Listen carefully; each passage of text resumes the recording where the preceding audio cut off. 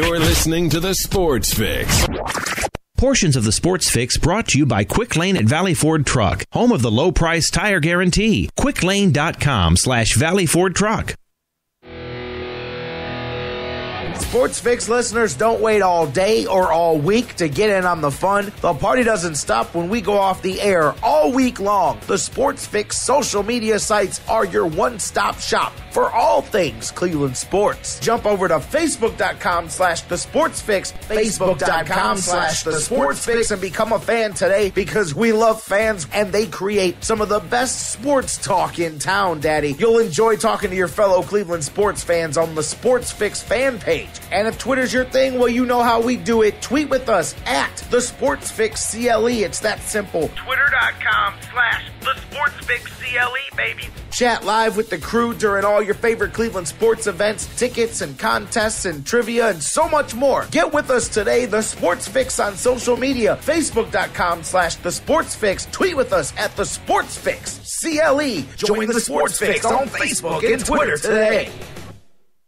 I'm Tyler Zeller from the Cleveland Cavaliers, and you're listening to the Sports Fix. Live in Ohio, it's time to get your fix. The Sports Fix.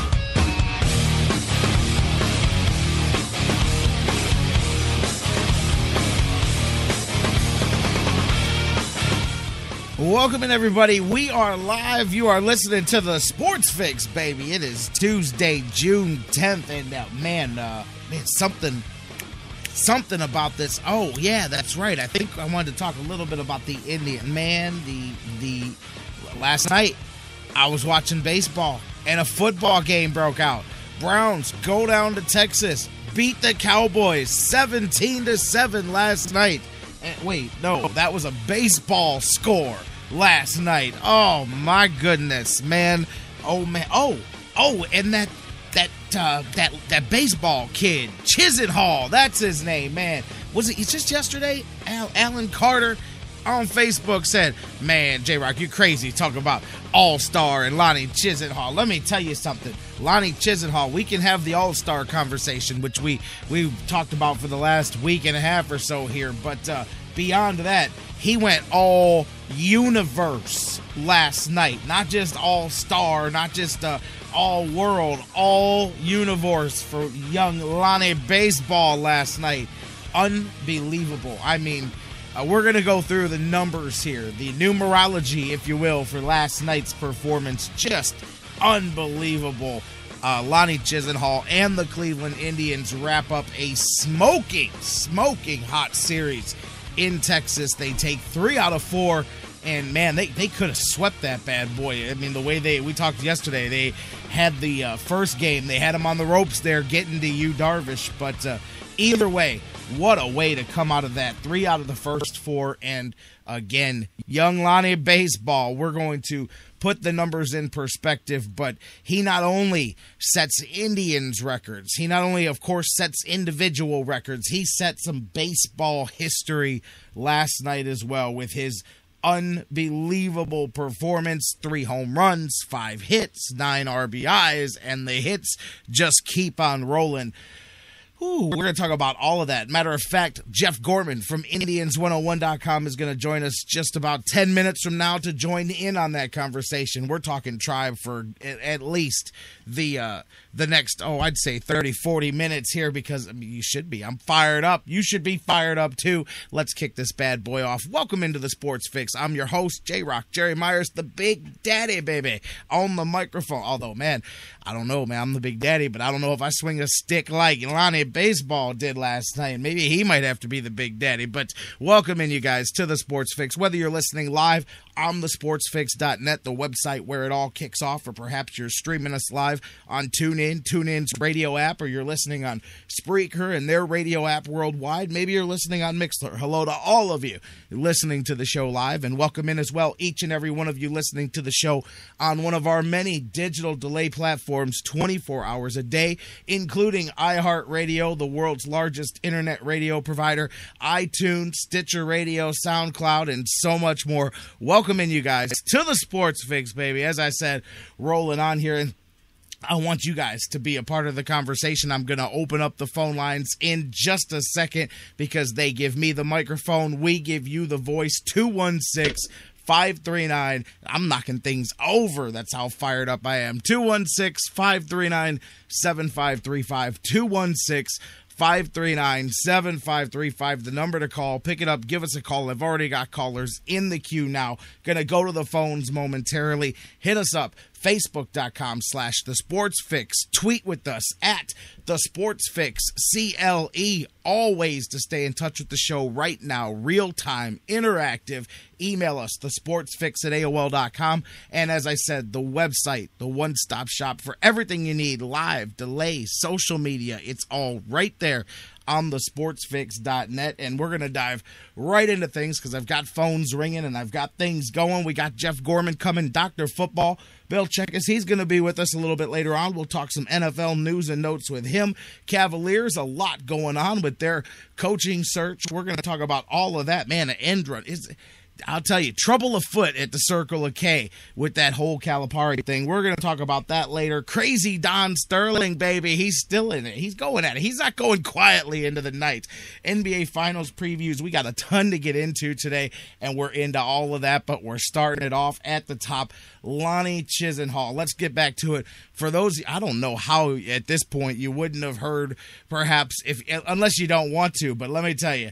Here's what's up with Lonnie Chisenhalls last night. He not only, what a performance. I mean, each one you're going, again, another one. Jack it out of here, Lonnie baseball. 5 hits, 3 home runs, 9 RBIs. He went 5 for 5. Now, only 3 other people in Major League Baseball history have had a 5-hit, 3 home run, 9 RBI game. None have ever done it in 5 plate appearances. None have ever done it without making an out. He is the first player in Major League Baseball history to have 5 hits in 5 plate appearances, along with 3 home runs and 9 RBIs in the game. I mean, he did it every which way but loose last night, too. He had an RBI single. He had home runs. He had doubles. Everything but a triple out there. And, man, I was telling some people last night, you look at his numbers, you look at Lonnie's splits, and, you know, sometimes, you know, you would look at a guy like this and go, oh, he must be the product of a hot start, and he's slowly coming back down. It's the opposite. He had a hot start and then started getting better, and it's unbelievable. He's gaining instead of fading late as he goes on. 3 players, like I said, last night. First time since 1975, Freddie Lynn, who hit the same mark, and it took him 6 plate appearances. Like I said, nobody's ever done it 5 for 5. Nobody's ever done it without at least getting out once, but it's been 1975 since any player has had 5 hits, 3 homers, 9 RBIs in a game.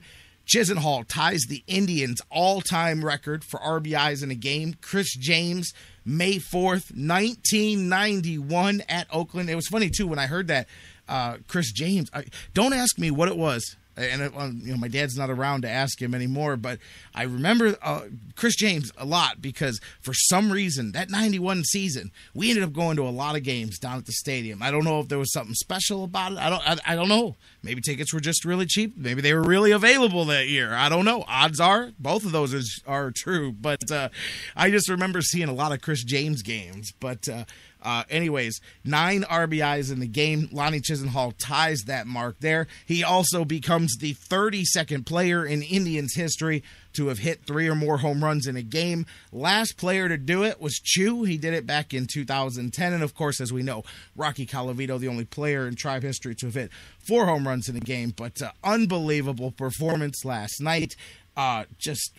Man, and there's more to the numbers when it comes to what Lonnie Chisenhalls did last night. Just an unbelievable performance that in all adds up to a 17-7 victory for the Cleveland Indians. They have now they're cooking and smoking right now while them other clowns are laughing and joking, baby. Let me tell you, Indians cooking and smoking. They have now got themselves 2 games out of first place. And this is, I don't know how long this is going to last. Of course, course, just like each and every one of you, I'm going, man, this is the real deal. We'll ride this thing as far as we can take it. But, all the talk coming up through the system prospect-wise, this was maybe not this level, but this was what you were projected with Lonnie Chisenhall. This is what, the offense, what you looked forward to, and it just never was able to translate. I mean, we saw what happened last year, and just when, I don't want to say just when you're ready to give up, but even the organization ready to look like, what did I say yesterday? I mean, when you're at the point where they're entertaining switching players to your position from catcher. I mean, not that Santana couldn't do it, but my point is if you're doing your job, they don't entertain that possibility. They just go, no, Carlos, we'll find somewhere else for you to play. Lonnie plays third base. You know what I'm saying? So the fact that was even open just goes to show you where he was at, and he just continues to roll along here and also continues to chug his way along to becoming the actual leading hitter. We talked about that a little bit yesterday. He'll need to play, pretty much every day, every game, or the majority, probably 90+% of the games for the next 30 days or so. And if he does, that should get him eligible for being the leading leader in hits, because he's got to average 3.1 plate appearances per game. Right now, he's averaging like 2.8 or something like that. So he's about 0.3, a third of a plate appearance a game, which means he's basically got to pick up an extra 3 plate appearances, per game on average to catch up. So it's going to take, you got to figure getting 5 appearances per game. It's going to take, 20, 30 games of that to get you enough to catch up. He remains, I think it's 18 plate appearances behind the pace of what he needs. So, yeah, it's going to take you a couple of weeks to catch up to that. And among players with 150 plate appearances, Chisenhall leads them all. 385. I mean, not just like leading, but blowing everybody else away. I mean, like I said, in the American League, now it would be 650+ points higher than the second place. He added 20 some percentage points to his batting average last night alone. And how about the series, by the way? Not just the game, but the series alone for Lonnie Chisenhall and what he did there. He ripped Texas apart. 10 of 17, man, I'm telling you. He absolutely went to town. Here's some other Lonnie Chisenhall numbers, and then I'm going to go to the phones. 15th player in the modern era, period, with 3 home runs, 9 RBIs in a game. First Indians player to ever accomplish that. The last major league player to do it, J-Rocc, back in 2005. And if we remember, he was a little bit supplementally enhanced at the time. So there you go. Chisenhall, 9th player in modern era with 5 hits and 9 RBIs in the game. First Indian to do it. Last major leaguer to do that, Danny Tartabull, back in 1992. Just amazing when you look at what he did. 30th player in the modern era. 5 hits, 3 homers in a game. Absolutely, 5 runs scored for Brantley, too. I saw that in the chat room there. Amazing. 5th Indians player in the modern era with 5 hits and 3 home runs in a game. Bobby Avila, Joe Carter, Ellis Burks, Victor Martinez, and now Lonnie Chisenhall joined that group. He also, of course, ties the franchise record with RBIs. Only the 7th player in history to get 8 or more in a game.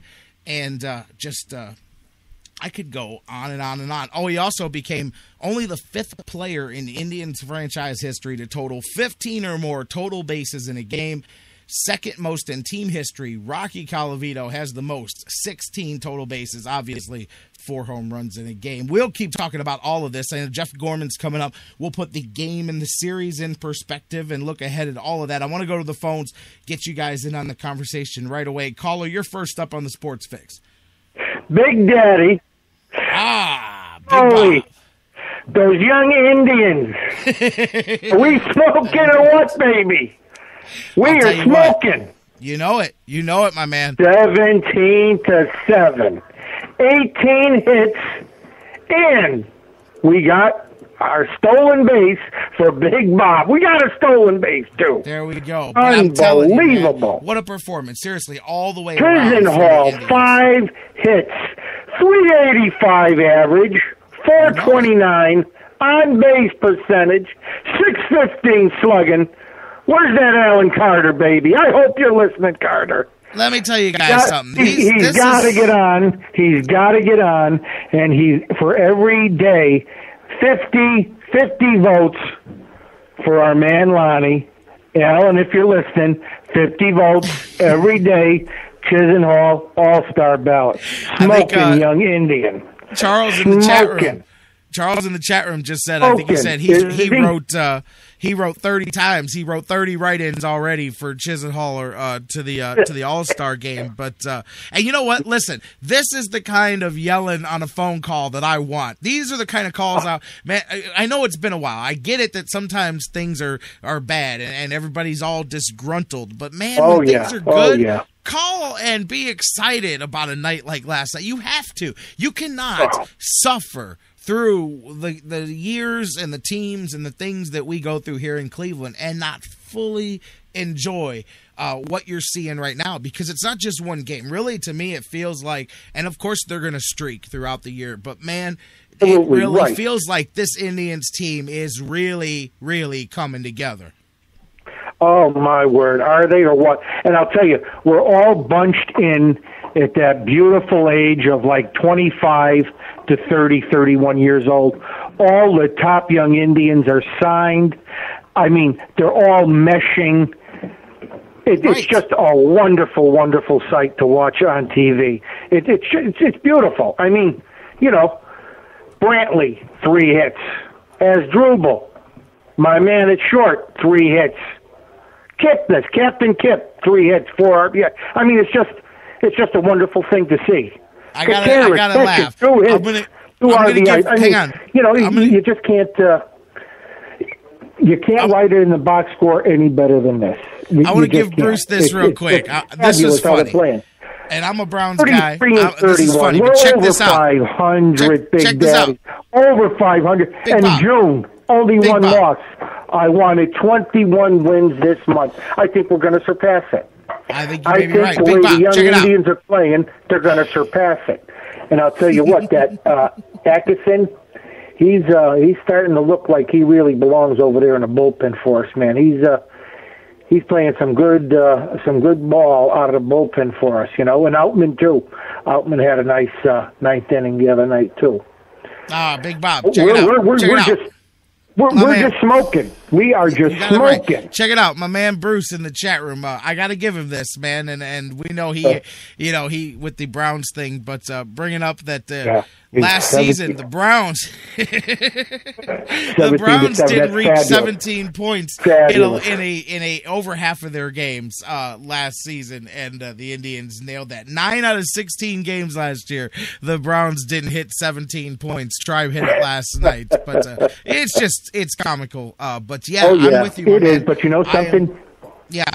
It's baseball season now. I don't even want to bring up that word. Right now, I am so happy about our Indians, our young Indians. It's just, words can't express how great I feel for our team. I'll tell you. I can tell. I mean, to be 33 and 31 right now with the trouble we had on defensively and pitching, starting pitching. I mean, it's just everything is just starting to gel now. It really is starting to gel. And you know what? Getting 17 runs last night makes you feel better too, because T.J. House had a rough one. T.J. House got knocked around. I know. 6 runs, 6 hits, 3 innings, but the cushion was enough to let the bullpen go out there and do their thing. And as we said, give the bullpen credit. You know, House gets bounced around, but Atchison, Axford, Carrasco, and Outman came out there and put things down. Only gave up a run throughout the remainder of the game. They did it. They absolutely did it. And like I said, we're keeping that streak alive with our stolen base. Got to get 1 stolen base for Big Bob. You want that stolen base, Big Bob. Bob. A game for Big Bob out here in Bristol, baby. And there 18 hits. J-Rocc, we had 18 hits. I Unbelievable. Unbelievable. All of a sudden, those 2 errors don't matter nearly as much when you score 17 Absolutely runs. Not. Absolutely not. They don't. They don't. And I'll tell you, prior to that game, I'll tell you, our gloves were smoking too. Our gloves were smoking. Well, prior to last night, they were on a run of 1 error in the last 6 games, which was a big part of the difference in the way they've been playing. Absolutely. Too. The kids, I'll tell you, they're unbelievable. I can't wait to get out there. I just can't wait. Hopefully, in another couple of weeks, I'll be able to walk. As it is, I'm not going to be able to go to the Red Sox Indians game in Boston because I can't walk that well on my left ankle yet. But I'll get some Indian fans out there, though. Got to be some Indian fans on my seats. I got to tell you, man. I got to tell you guys, and I know for some people it's an up and down roller coaster here because they jump on and they jump off, but it's a marathon, as we talk about all the time here with the baseball season. And just remember, I'm not surprised because I predicted them to win 91 games and win the division this year, and they are going to take down the Central. One step at a time, though, baby. But it is fun to watch. And especially, I enjoy watching the Indians fan base almost as much as I enjoy watching the Indians because even you, Big Bob, you wanted to trade a bunch of people 2 weeks ago, man. You were ready to Masterson was ready to go. You wanted Nasty traded. Who else did you want? I'll tell you, I still think Nasty is gone by the end of June. Oh, well, I hear you there as far as the contract thing. I don't think so, though. He's starting to come. He's got, even though the one was shortened by rain, he's got at least 2.5 or 3 starts, depending on how you want to look at it, that have all been good in a row. So I do think that you may be starting to reach a leveling off point with Justin Masterson. Yeah, and I hope you're right, though. I hope you're right, J-Rocc. I hope he does stay. And I hope he comes down to earth with what he's asking for himself. I don't want him to leave Cleveland. He's one of my favorite young Indians. But what he was asking was way too far and above of what his record shows. His lifetime ERA, everything. I mean, you can't ask for you can't ask for an astronomical yearly salary of what he wanted. Well, you can ask for it. You can ask for it, but you're not going to get it. You know darn well, our markets, we're not going to pay you. Exactly. We're not going to pay Masterson that. But anyway, we're just playing fabulous. And I'll tell you what, if those Indians fans out in Cleveland don't fill that stadium for at least that first game back with 40,000 or more, I'm going to jump through the TV. Tell them, Big Bob, when they come back, when these Indians come back. If our Cleveland fans out in Cleveland don't have their in those seats, I'm going to be ripped. I'm with you. When this team comes back, you've got to see some crowds. Got to see some crowds, man. You know that. Bob, I got to hit it. We got to get to the the first break, my man. Okay, Big Daddy. Always great to be on with you guys. Always great. All right, enjoy the rest of the show. I sure will. All right, my man, Big Bob. You guys, we're going to open the phones back up for you momentarily. Right now, Jeff Gorman's going to join us on the other side of this.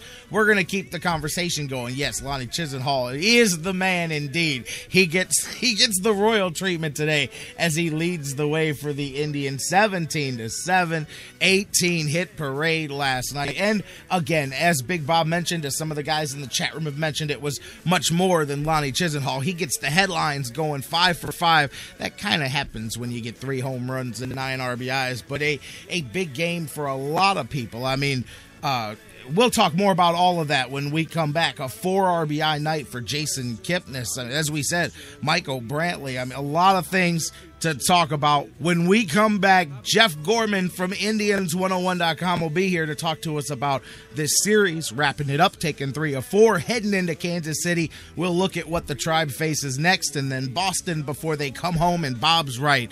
Better put some butts in those seats when these Indians get back. They deserve a standing ovation when they get back, no matter how many people are there. And I'm telling you, I think 6-10. That was what I was looking for on this road trip. Bruce asked me last night. He goes, "Hey man, did you see 3 out of 4 in Texas?" I said, to be honest with you, I kind of did, because other than the first night, and really we should have swept it. You don't want to, would have, could have, but man, other than Yu Darvish, the pitching is abysmal down there in Texas, plus the injuries. I'll tell you, they got guys going down at the rate of one a day, man. I mean, you better have your health insurance to play for the Rangers this year. So Indians did what they had to do, and now really cooking as we head into the final 6 games of this trip. I said 6 on it, so sitting in good shape with 3 out of the first 4. We'll preview Kansas City and Boston. We'll talk Tribe and so much more with Jeff Gorman from Indians101.com coming up next here on the Sports Fix. Go ahead and tell everybody. He will clean you.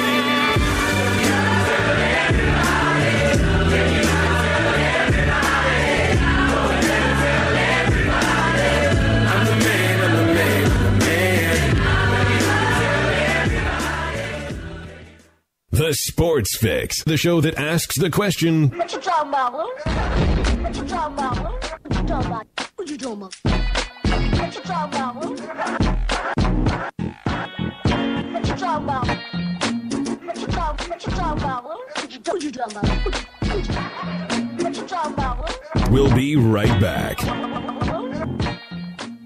Before we go to the break, guys, I want to talk to you just a second about our friends at GV Art and Design. Baseball's here once again. Cleveland, of course, excited, and GV Artwork teaming up with the Indians, and they're both going to knock it out of the park this season. And listen to some of the new designs they've got for Cleveland baseball fans everywhere. They've dug out an old classic, and they're bringing the heat with the new Wild Thing, Give 'em the Heater Ricky design. GV Artwork is teaming up with Cleveland fan favorite Michael Brantley and created a custom Dr. Smooth t-shirt. Plus, don't forget, they've got the Cleveland That I Glove collection, new tribal and Cleveland That I Love designs for women, and so much more. You can get GV Artwork designs on the website, gvartwork.com. And don't forget to use the sales code FIX10. That's FIX10, and you'll save 10% on your purchase. Or you can check out their new store in Lakewood on Detroit Avenue. Check them out in the Indians team shops and so much more. Cleveland That we all love, GV Art and Design. It's not just a shirt, it's a statement.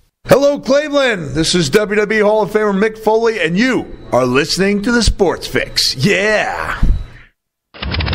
The engines are cranking and purring, and that can only mean one thing. Bike nights are back at Harry Buffalo North Olmsted. Rev up your hogs and head on down to Harry Buffalo North Olmsted every Monday night. Enjoy $3 drinks and beers, $5 pizzas, and crazy wing specials for all bikers, all on their open patio. Hot bikes, good friends, and great times are waiting for you. 4824 Great Northern Boulevard, right outside Great Northern Mall. Monday bike nights at Harry Buffalo, the proud sponsor of the Sports Fix. Sports Fix listeners, like us on Facebook today. Facebook.com/The Sports Fix.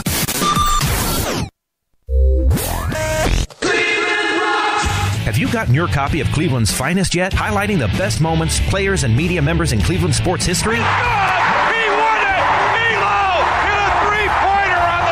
In-depth, personal interviews with some of the top names in Cleveland sports fill the pages of this incredible book. Cleveland's Finest by Vince McKee is this year's must-have book for every Cleveland sports fan. Available now at Amazon.com. Get your copy today. You're listening to the Sports Fix.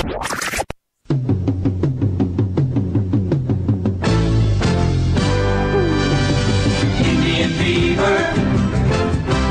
Catching fire with everyone. Indian fever. You can be part of the fun.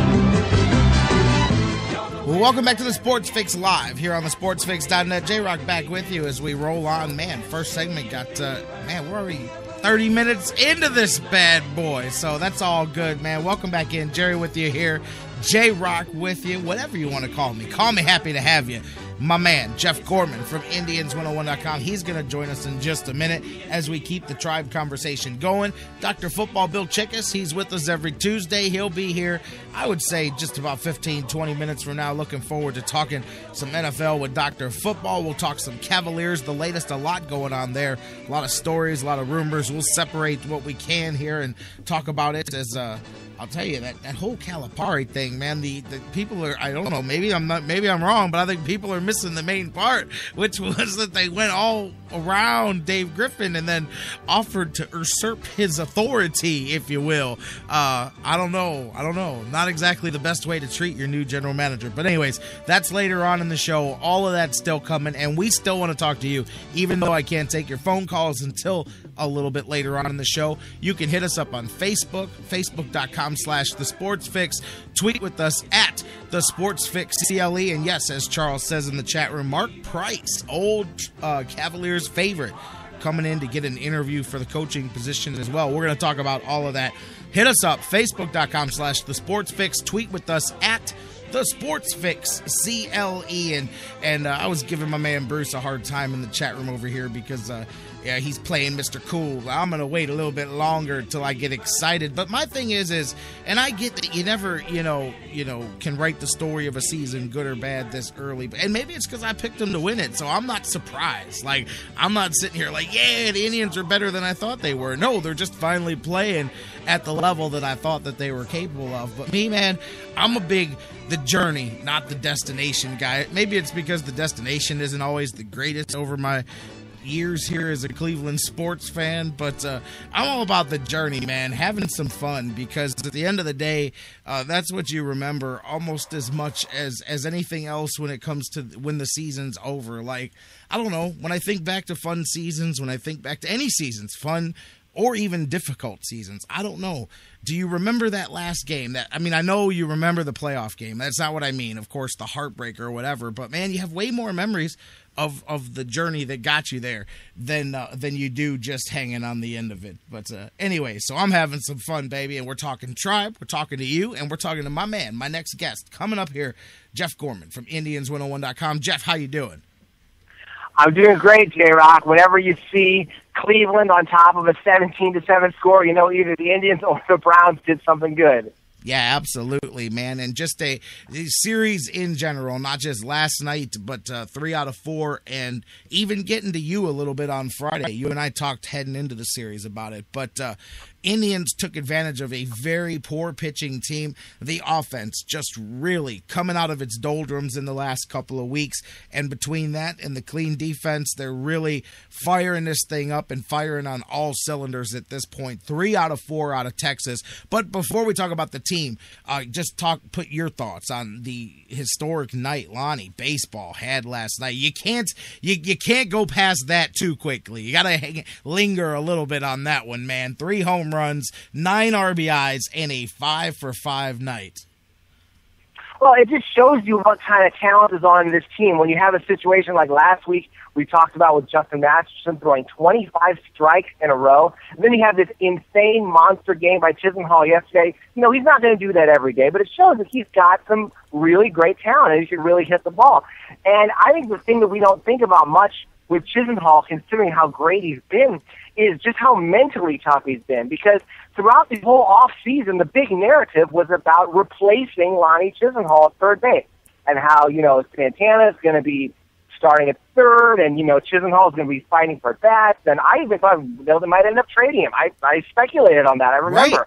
But he hung in there, and he kept fighting, and he improved against left-handers, which is really amazing. He's hitting over 500 against left-handers, which was his previous weakness. And now you have a situation where he's just killing it, and you can't get him out of the lineup. They're inventing positions for him to play, first base, just to make sure he's in there every day. And if he racks up enough plate appearances, which I'm sure he's going to do sooner or later, he's going to be right among the batting leaders, and he could potentially, like I wrote today from on Indians 101, he's going to possibly go from a part-timer to maybe even an all-star.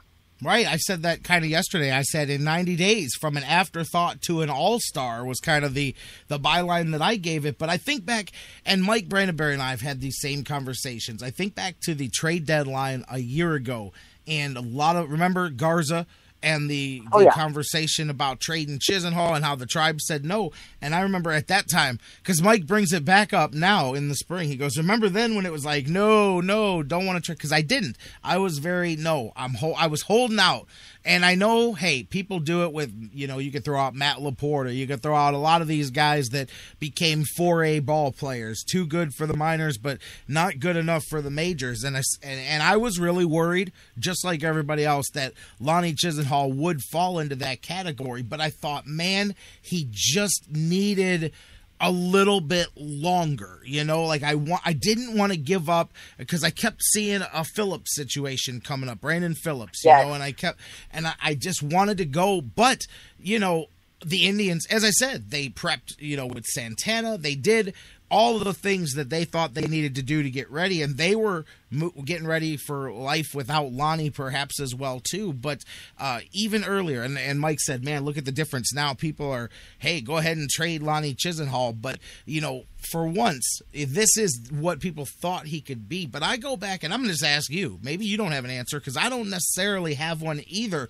other than confidence, because other than that, what explains the difference? What happened that Lonnie Chisenhall finally, because that's the thing, and I guess if we had an answer, we could bottle that stuff up and sell it all over the place, but where does a guy switch? Like, sometimes they say that light switch just comes on, you know what I mean? And whatever it was, that switch has been flicked for Lonnie Chisenhall. And then now you wonder, can it be switched back? You know what I mean? Is it one of those one seasons where you just go, man, that guy just had a season for the ages? Or is this Lonnie Chisenhall going forward? What causes a player to just open up like this, as we've seen? It's got to be more than just confidence. Well, first of all, you've either got to have the physical tools and the physical talent, which we know he has that. So you're going to be drafted, and you come up through the minors, and your peg is, this is a guy who, if everything goes well, this is going to be a major, strong, power hitting third baseman. And then after a while, it doesn't happen. And in some sense, we put a lot of expectations on these guys, because we start watching them, when they're in Double A, even like with Lindor right now. It's like, everybody can't wait for him to come up and do X, Y, and Z. And so, you're waiting for Chisenhall to do something, and he's like, in his early 20s, and the pitchers, all these experienced pitchers are way out ahead of him. So I think the answer to the question is, it's experience. You just have to get that experience, and you have to try, and you have to fail, and you have to keep trying. And, if you've got the talent, eventually that talent can be realized. It just happens slower than a lot of times we want. I gotta tell you.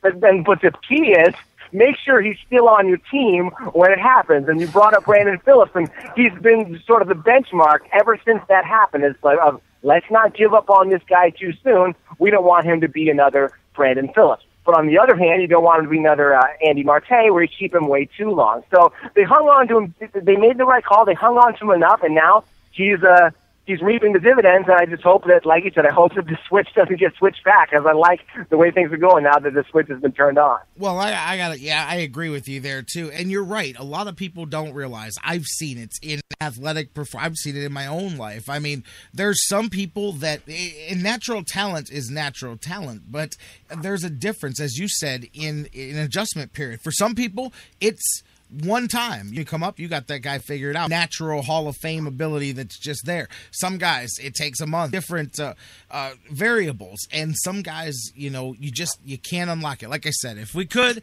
you and I could put this stuff in a bottle right now, and we could sell old day, free agent contract all day long and start getting paid. But man, It's just it is amazing to see, as you said, that it's fortuitous for the Indians that they did, as you just said, alluded to, kept on to him long enough to see this, because there was some very real possibilities, but they held to their guns, and that you do like to see too, because they had, as we brought up Garza, they had several offers in the last 10 to 12 months where they had opportunities to move Lonnie Chisenhall.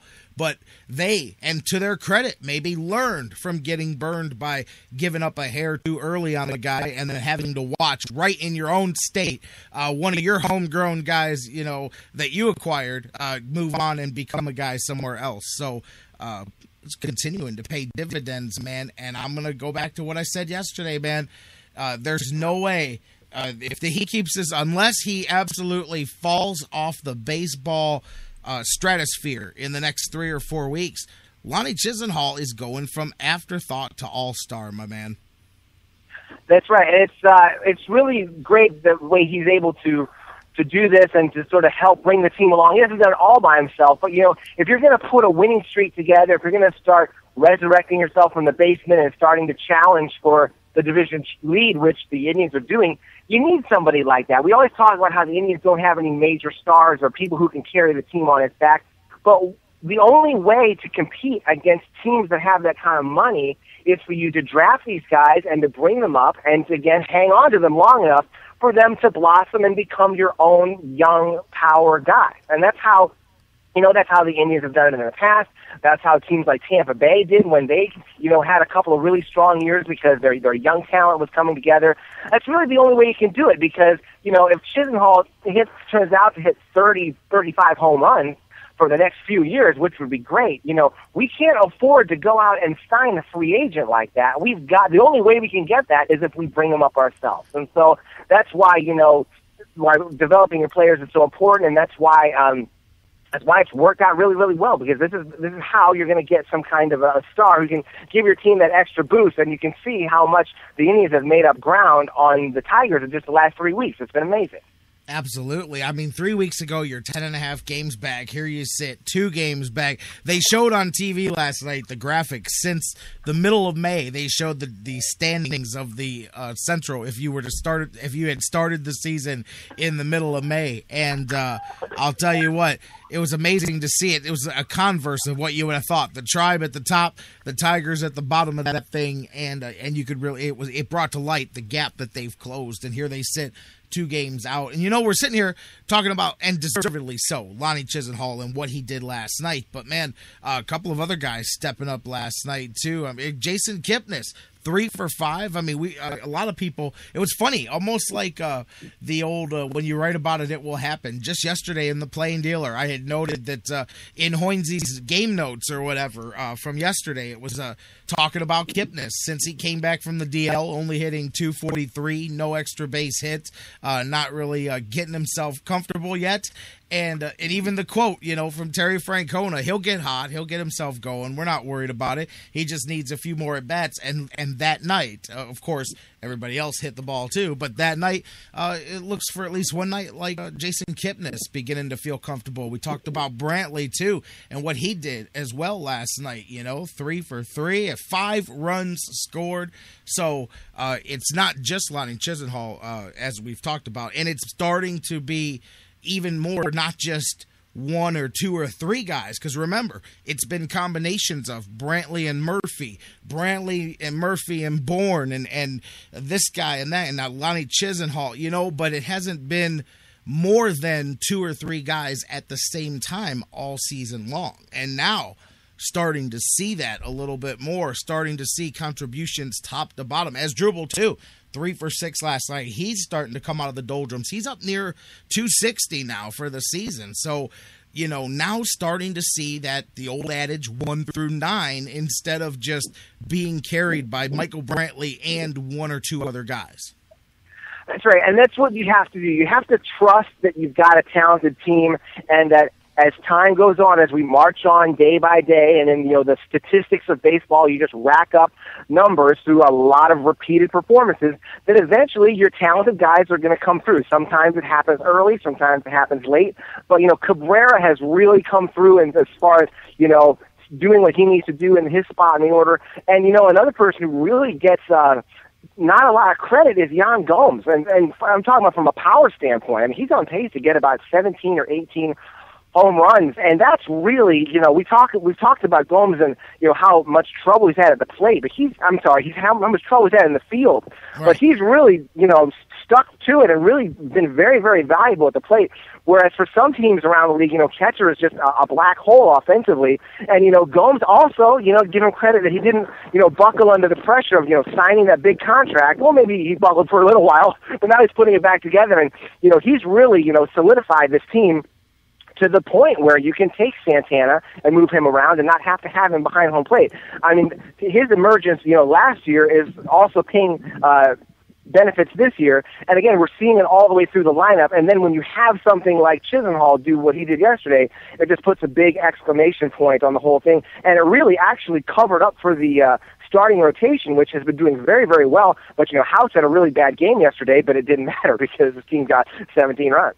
That's what I said. Nobody's talking about it. Otherwise, it may have been a little bit more of a focus that House kind of got rocked. Not kind of got rocked, did get rocked. As I'm watching the first couple of innings, of course, Tribe jumps out big in the first inning, and you're like, all right, cool, let's get this kid a lead. You're up 3-0 to start things off, and he got kind of a rough bottom of the first. He gave up a run. It could have been more, but he got out of it. I'm like, ooh, all right, well, let's not give. Luckily, we got him a lead to work with. Then, bam, we put the 5 spot on the board in the second. I'm like, okay, this kid's got a good little lead to work with here, and little by little started giving it back. And I'm like, come on, man, this is not good here. You don't want to do this.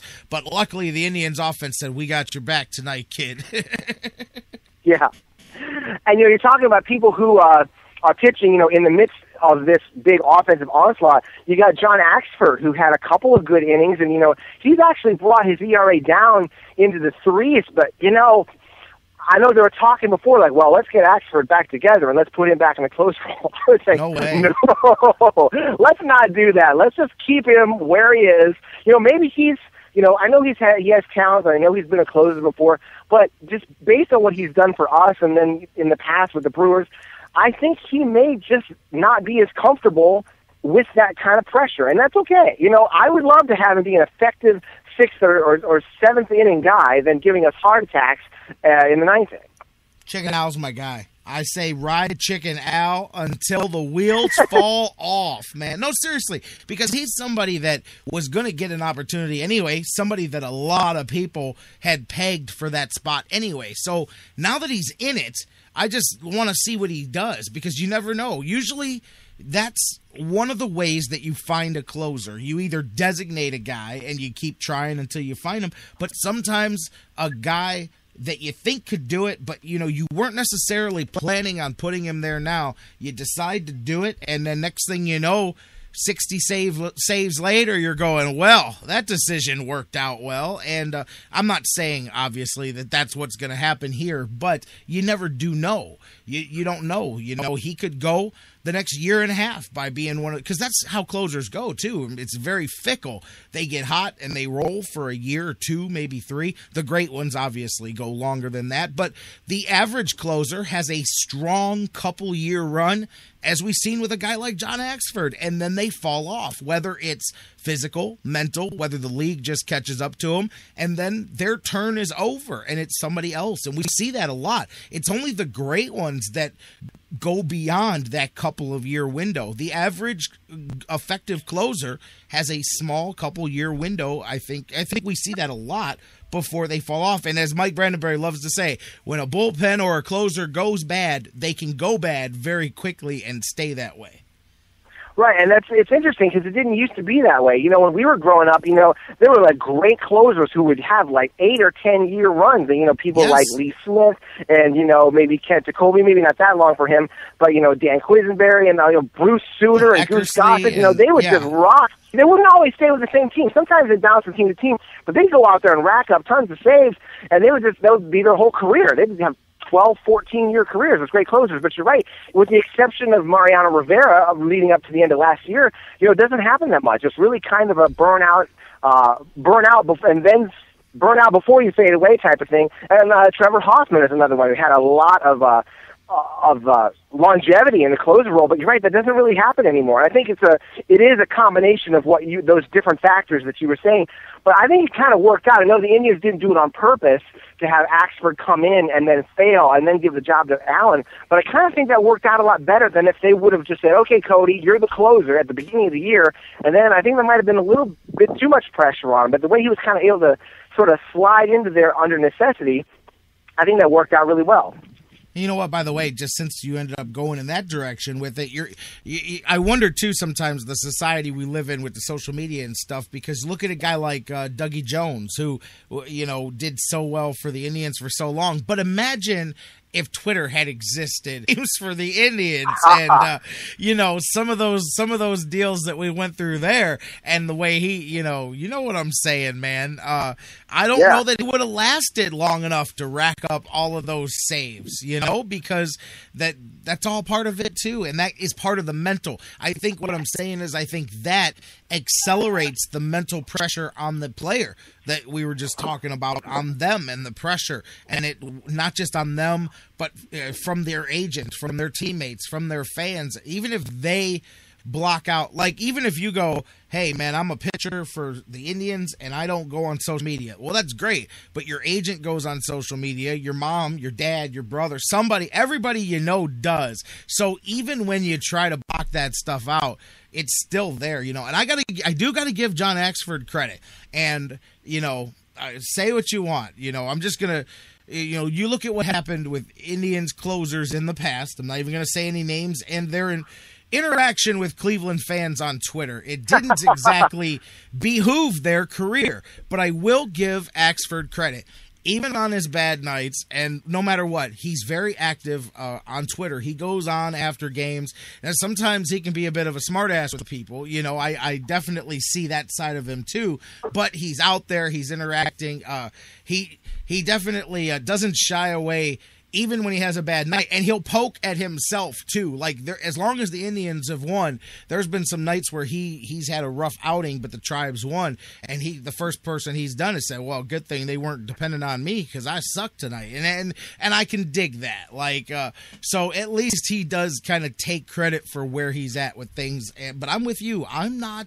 Long story to get to where we're going here, but I'm not rushing to put Chicken Al out of the closer role. I want to let that kid run and see what he can do. Right. I was a little skeptical when they said, well, we're just going to go with a committee and have a lot of different people, because like I said, that usually doesn't work.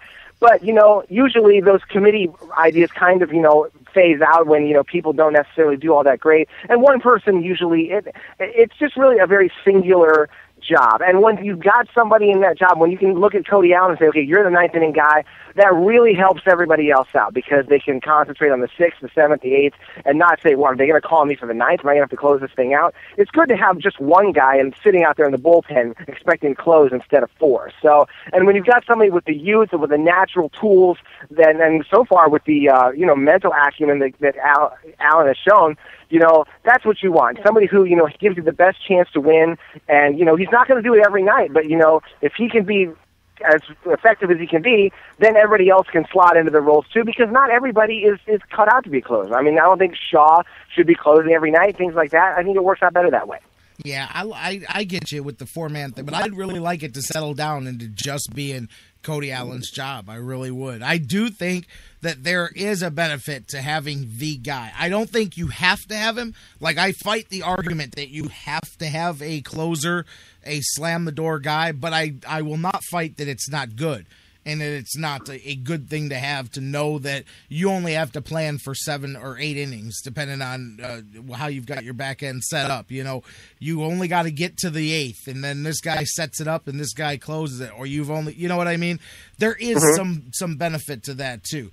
But it's got to be the lockdown guy. It can't just be get to the closer, but the closer's 50-50. There's some benefit when you got Mo Rivera sitting on the back end, when you got Jose Mesa when he was rolling sitting in the back end, That's one. Right. That's where I said they come out of nowhere. I was kind of thinking of an example of like a Jose Mesa. It's a guy that was a mediocre, middle-of-the-road starter, had a great fastball, had some juice in his arm, and they said, man, this guy stinks. He's never going to be more than 500 as a starter, but we think we can make him into a closer. And sure enough, boom. And it had a window of a couple of years where nobody could touch him, and then once it was over, it was over. He went and he still closed, but he never was the lockdown, a 35, 40, 45, whatever save a season guy once his run was up in Cleveland. Yeah, well, you never know who's going to turn out to be a great closer. In fact, Dennis Eckersley was a starter for quite a while, including for the Indians, and then he became one of the best closers of all time. And then you have John Smoltz, who had a very long, successful career as a starter, and then another long, successful career as a closer with the same team. That's very rare. Well, Eckersley really kind of started the era of the specialist with the closer specifically because, prior to that era, it was, a badge of courage to go, a badge of honor for starters not to have to go to the bullpen when they played, So it was a lot of people blame Tony La Russa and that whole era of specializing with having the one inning set up for Eckersley to go out there and be just your ninth inning guy that kind of changed and not created, but really helped usher in that era of the specialized guys with their one inning roles and with their unique roles to a ball club there. But anyways, hey, as we get out of Texas now and the Rangers are reeling, they are now knocked back 8 games back there in the West. Indians 2 games back in Detroit, really cooking. They've got that road record up to 12-20. They have finally removed the stigma of having the worst road record in baseball. They've now moved it up a little bit. You head into Kansas City for 2. Kansas City, another team sitting right where the Indians are. I mean, really, you look at the entire division, all sitting relatively within a couple of games of 500. Kansas City just a game below, 3.5 out of first. So they're looking at this as an important series for them, too, because they've got the team everybody's talking about now that's hot coming in. They've got their chance to make a little mini 2-game statement at the Indians' expense. Talk to me a bit about Kansas City here. Well, Kansas City is one of those teams that everybody always predicts is going to be putting it all together, but it doesn't seem like they ever really go out and get, spend a lot of money to bring in somebody in order to complement the young guys that they have coming up. Although, when they made the trade for Shields, that was a big deal, but of course they had to give up Will Myers. And then some of their young upcoming talent, Alex Gordon, he's sort of made it, but it just took him forever. We talk about Chisenhall. It really took Alex Gordon a really long time to, become a really established major leaguer. And they have Butler and they have, Moustakas and stuff. It's sort of their group of guys, but they haven't really, they're still waiting for their kind of breakout the way the Indians did, where they put everything together and they sort of surge forward past everybody. But you gotta wonder if they have it in them. They've always kind of fallen short a little bit, but they're good enough to be kind of in the middle of the pack, and they're not going to be easy out. It's kind of strange. We only have 2 games against them before we go on to Boston. Well, a little bit of a strange way they put the series together, but this one's a little different. I know people are looking at Kansas City, and you got them sandwiched in between names like Texas and Boston, but unlike Texas and Boston, the last 2 that we kind of ran into them at a good time for the Indians because they were struggling. Kansas City right now is kind of warming up, getting cooking. They've won 5 out of 7 during that stretch. They're hitting nearly 400 with runners in scoring position. They just took a couple over the weekend from the Yankees in that series that they had there. So they do have a little bit of momentum for themselves. Alex Gordon has done really well in the last week, and Salvador Perez as well. So Alcides Escobar, too. They've got a couple of guys cooking there in that lineup. Corey Kluber is going to have his work cut out for him. He's the guy you definitely want to put out there. My man Kluber going to go out there and take the mound here. But, yeah, Kansas City, not to be looked ahead by the fans or by the Indians themselves because they've had a nice little week and a half run themselves to play themselves into things. Right, and the important thing for the Indians is just getting over the hump on the road. It's like a car that's got, 5 or 6 things wrong with them. You got to just fix one of them at a time, and that's what the Indians have been trying to do. And one of the most recent things is, start winning on the road. And they got that going against the Rangers, and they have to keep that up. And so there's going to be some pressure on Kluber because, like you said, the Royals are going to be fired up. This is going to be like one of the biggest series for them this year, even though it's only 2 games, because they know they've got to get over the Indians and the Tigers if they want to really succeed on all of the potential that their guys, they keep always talking about all the potential that they have.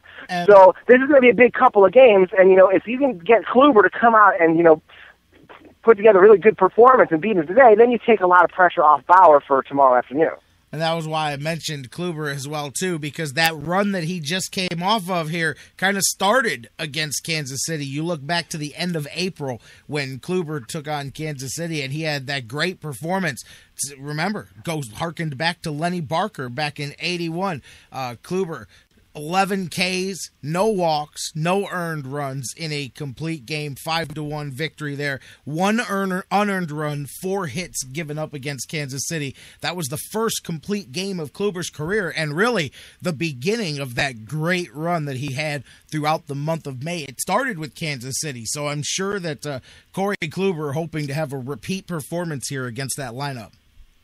That's right. Hopefully, if the Royals have been watching that game on tape, hopefully they haven't quite figured out Kluber yet. Even if we get about 8 strikeouts, I'll definitely be happy with that. Man, I was sitting here looking at some notes from some different scouting services that I got. And Chisenhall, another number just popped in here. We're talking about his whole season and what he's done. But since May 18th, a .421 batting average, 28 RBIs for Lonnie Chisenhall. Just since the middle to the second half of May there. Just unbelievable stretch. His last 10 games, nearly 500 batting average, 5 home runs, 22 RBIs in the last 10 games. That's just one of those stretches that you dream of. You absolutely just dream of. I saw Bruce sent me a comment last night. I think it might have been on MLB Network or something. Nomar Garcia Paris said, I dreamed of having a game like that once, but then I woke up and I couldn't get back to it, and that's truly one of those type of performances there. But the Indians have to put that aside. We can have fun. They can have fun like we are today. You wake up, you feel good. You go, yeah, man, we put 2 touchdowns and a field goal on the board last night. But none of it carries over to Kansas City. Not one of those 17 runs carries over today. Indians have to go and get things going for themselves. They've got the right guy on the mound and the right opportunity here. What do you think? I see some talk in the chat room already about a 2-game sweep here. What do you think? What do you look for the Indians to do? Because you've got the 2 games here. You don't want to look past Kansas City when you're looking at heading to Fenway. I know it's hard because you got 4 games coming up over there with the Green Monster.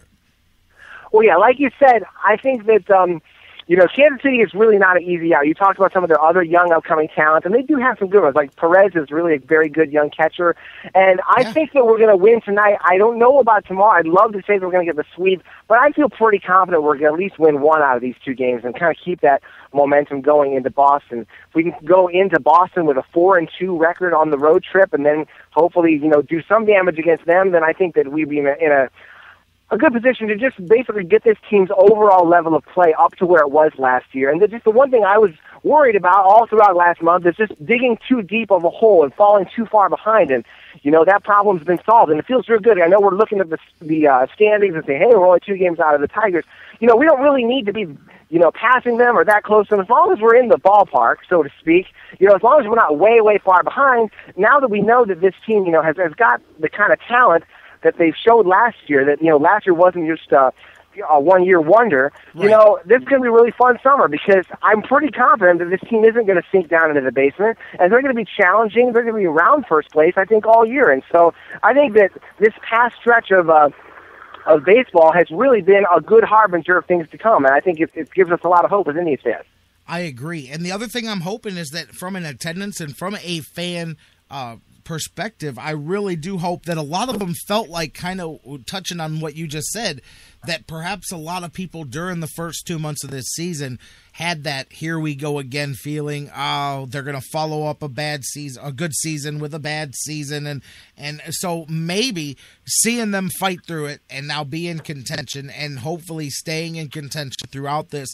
Now it's kind of that second win to the fan base where they can say exactly what you did.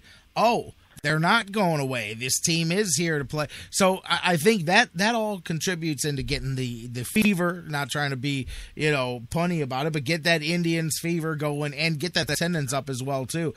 Is I think proving to that fan base that last year didn't stand alone, like you said. And I think just now, not just last night, although I'm sure a game like that helps, but this last few weeks and this last real month has helped, and the homestand and all of that, I think has helped finally get a lot of the people that were still like, I don't trust these guys. They're now maybe starting to buy in a little bit. I think a few more weeks of maintaining the level of play that you're at now. And I don't mean winning every game, but continuing to win every series and do what they're doing. And I think that things will kick up a lot more on the enthusiasm standpoint and the attendance standpoint, because now people will buy in that this is legit. And it is. I'm telling you, it is, man. And the other thing, too, like you said about falling so far behind, is the thing about that is I said all along that this division was going to come down to these teams playing each other, and that was going to determine who wins this division, the interdivision matchups.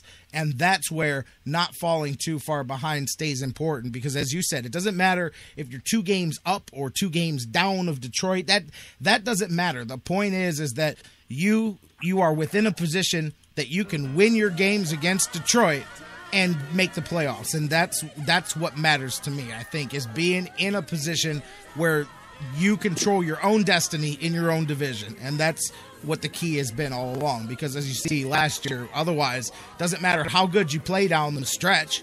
You know what I mean? Does not even matter. If you're 14 games back in the last month of the season, you can win all 30 games in the last month of the season. But if you're that deep, you're not going to catch up. And as you see, they fell a game short of Detroit, but that makes a difference. That division is key. It gets you out of that one game wild card situation, and it totally changes your postseason scenario. So I love it. I'm digging it. And like you said, man, you just want to continue to tread water, stay where you're at, and keep yourself in a position to take this thing down the stretch. Kansas City, don't look past them. Don't look past Kansas City just to get to Boston. Well, the good news is we got a lot of fun baseball to watch. And you talked about the Royals being important. You know, even the White Sox have done a lot better against the Indians, whereas the Indians just absolutely poleaxed them last year. So, really, like you said, there's really all those division games are going to be important. And again, hopefully, if we can win one, maybe both of these 2 games, we can keep the pressure on. And like you said, it really all started with that 3-game sweep over the Tigers to go from 10.5 back to 7.5 back. If it weren't for that, we might not be talking about this right now. Absolutely. Jeff Gorman from Indians101.com. We're fired up here talking some Indians baseball. Tribe coming out of Texas, smoking, now heading on into the last 6 games of this road trip. It'd be really nice to see if they can come back with 6, perhaps even 7 wins on this. But 6 was my goal. I'm going to sit with that. But, you know, you do get your eyes open up a little bit when you take the first 3 of the first 4 there. But, Jeff, my man, always fun talking Tribe with you. People can follow you on Twitter at Indians_101 or on the internet, Indians101.com. You and I will catch up, talk a little Browns at the end of the week, and then we'll be back here talking Tribe next Tuesday. Sounds great, man. Thank you very much. Thanks for being here. As always, my man, Jeff Gorman from Indians101.com. A great time. We're going to take a break. When we come back, we'll shift gears a little bit, and I am going to open up the phone lines for you guys, but we're going to shift gears. My man, Dr. Football Bill Chachkes, is going to join us here in a little bit. We'll talk about the latest with the Browns, the NFL, so much more. Cavs coaching search, that continues on. NBA Finals previews and much more. Don't go anywhere. Hour 2 of the Sports Fix is on tap, baby. Feeling good. Good times. Make it away when you can. Temporary layoffs. Good times. Easy credit rip-offs. Good times. Scratching and surviving. Good times. Hanging in a job. Good times. If we lucky we got 'em. Good times.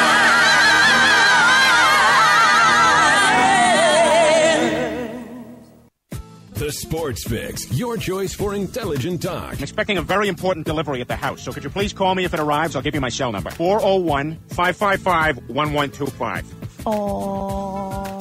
440. No, I was just repeating the 4. 1-4. 1-4. Intelligent talk. Okay, 1125. 1125. 155. I'm not giving you quantities of the numbers. I'm giving you the numbers. 1125. Those are the last 4 numbers. Oh, I see. 1125. Yes. All right. Now read the number back to me. Let me get my pen. The Sports Fix will be right back.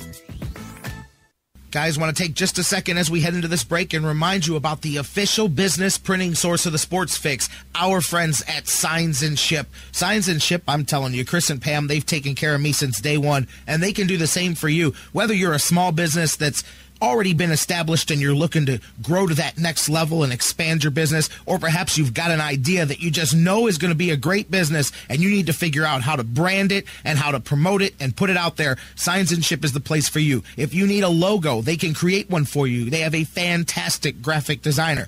Business cards, signs, banners, yard signs, mobile advertising, anything you can think of that you need to promote your business, they've got it at Signs and Ship. The best thing about them, too, is each of their locations, whether it's the home base here in Elyria, Ohio that I work with, or their spots in Virginia, Florida, and Pennsylvania, it's all local sourced. Very important to me because we all understand that small business is the lifeblood of the community. So check them out, signsandship.com, or call Chris and Pam today, 440-323-6060, the home office in Elyria, Ohio. Signs and Ship, quality printing at affordable prices. Hi, this is Joe Tate, and you're listening to the Sports Fix. Whether it's an oil change or a new set of tires, Quick Lane at Valley Ford Truck has you covered for your automotive car care needs. They're your neighborhood quick service experts. They also offer a low price tire guarantee. Choose from 13 brands, and if you find the same tires at a lower price within 30 days, Quick Lane at Valley Ford will refund the difference. They're open late Monday through Thursday until 9 p.m. and open early Saturday so you can check it off your to-do list and get on with your day. They also have a newly remodeled service lounge and additional service bay just for Quick Lane oil changes. Quick Lane at Valley Ford Truck is located at 5715 Canal Road, right under the 480 bridge in Valley View, just down the road from Independence. 5715 Canal Road, right under the 480 bridge in Valley View, just down the road from Independence. Come see why life is better in the Quick Lane. QuickLane.com/Valley Ford Truck. That's QuickLane.com/Valley Ford Truck.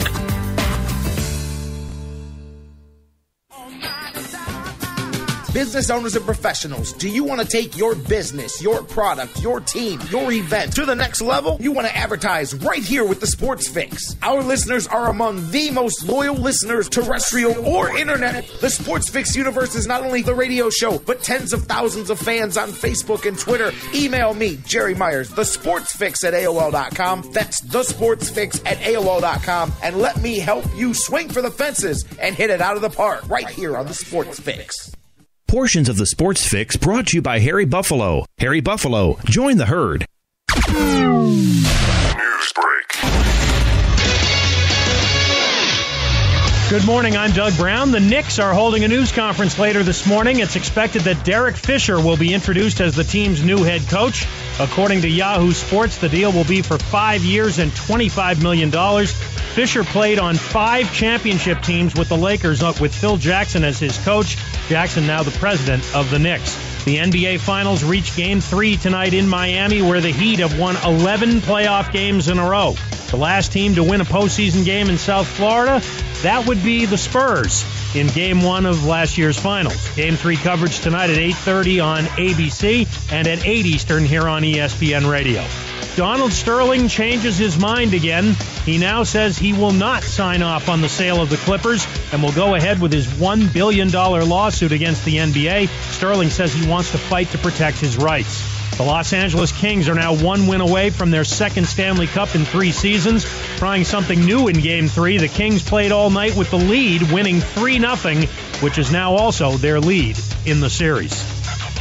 Avocado season is back at Subway. Add rich, creamy avocado to any sub or salad. Even try it on your favorite breakfast sandwich. Hurry into Subway for this delicious superfood all avocado season long. Subway. Eat fresh. You're listening to the Sports Fix.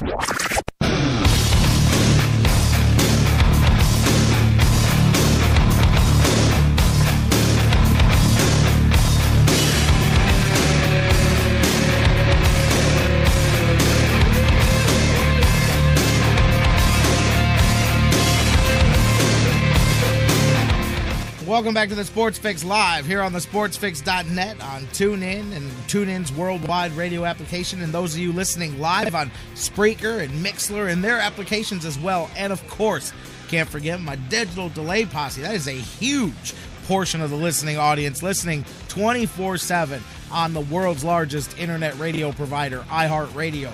on iTunes, on Stitcher Radio and SoundCloud, and all the different podcast formats that you guys listen on as well. Welcome in. Thank you guys for being with us, for supporting us as well. And J-Rocc back with you. The Sports Fix on the air, hour 2. This is what happens when Lonnie Chisenhalls has a historic night.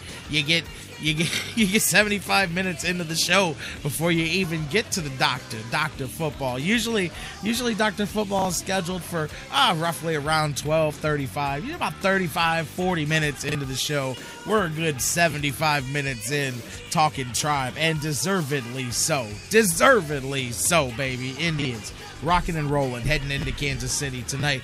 We'll continue that later on. Right now, as I said, going to go to the phones and talk to my man, Dr. Football Bill Chachkes. Doctor's in the house. You can be in the house, not on the phones, but I'll open them up later for you. Right now, hit us up on Facebook or Twitter. Facebook.com/TheSportsFix. Tweet with us at TheSportsFixCLE. And as always, follow us on both of our social media platforms as well, and stay in touch with us 24 hours a day. I'm going to the phones. My man, Dr. Football Bill. How you doing, my man? I'm good, Jerry. How about you? Maybe you should move me. Maybe you should move me to the second hour. Make people wait for the best part. There you go. Exactly. That's what it is, man. It's the whole anticipation makes the heart grow fonder, or something like that. I think that's how it goes. But how you doing? Good week for you, Bill? I'm doing good. 7 teams having OTAs and mini camps today. So this is the part of June where it goes from boring to only slightly boring. Well, everybody's having their camps. 7 of them are having those mandatory ones this week, right? And then they're the teams that'll be done first. And the Browns are one of those 7 teams, by the way, with their final, the mandatory veteran mini camp. And then they'll go dark until training camp. A lot of guys plan their summer vacations, their weddings. I know, matter of fact, I ran into a friend of mine. It's going to be a fun summer when we get to training camp, but I hadn't even told you guys on the air. I'm over a friend of mine's house the other day, and we were hanging out, and he listens to the show, is a buddy of mine, and one of his friends comes over, and it's just one of those, small world, you meet somebody, and he goes, "Oh, man, I can't believe you guys I've never introduced you to." He goes, "This is my man, Jerry. Jerry's got a sports talk show, blah, blah, blah. This guy here, he runs a T-shirt company, not GV Artwork or anything like that, but he's got a printing company and does some things." He goes, "Hey, he's best friends with, like, the whole Browns defense. He's Ataba Rubin's best man at his wedding." And I'm like, "What?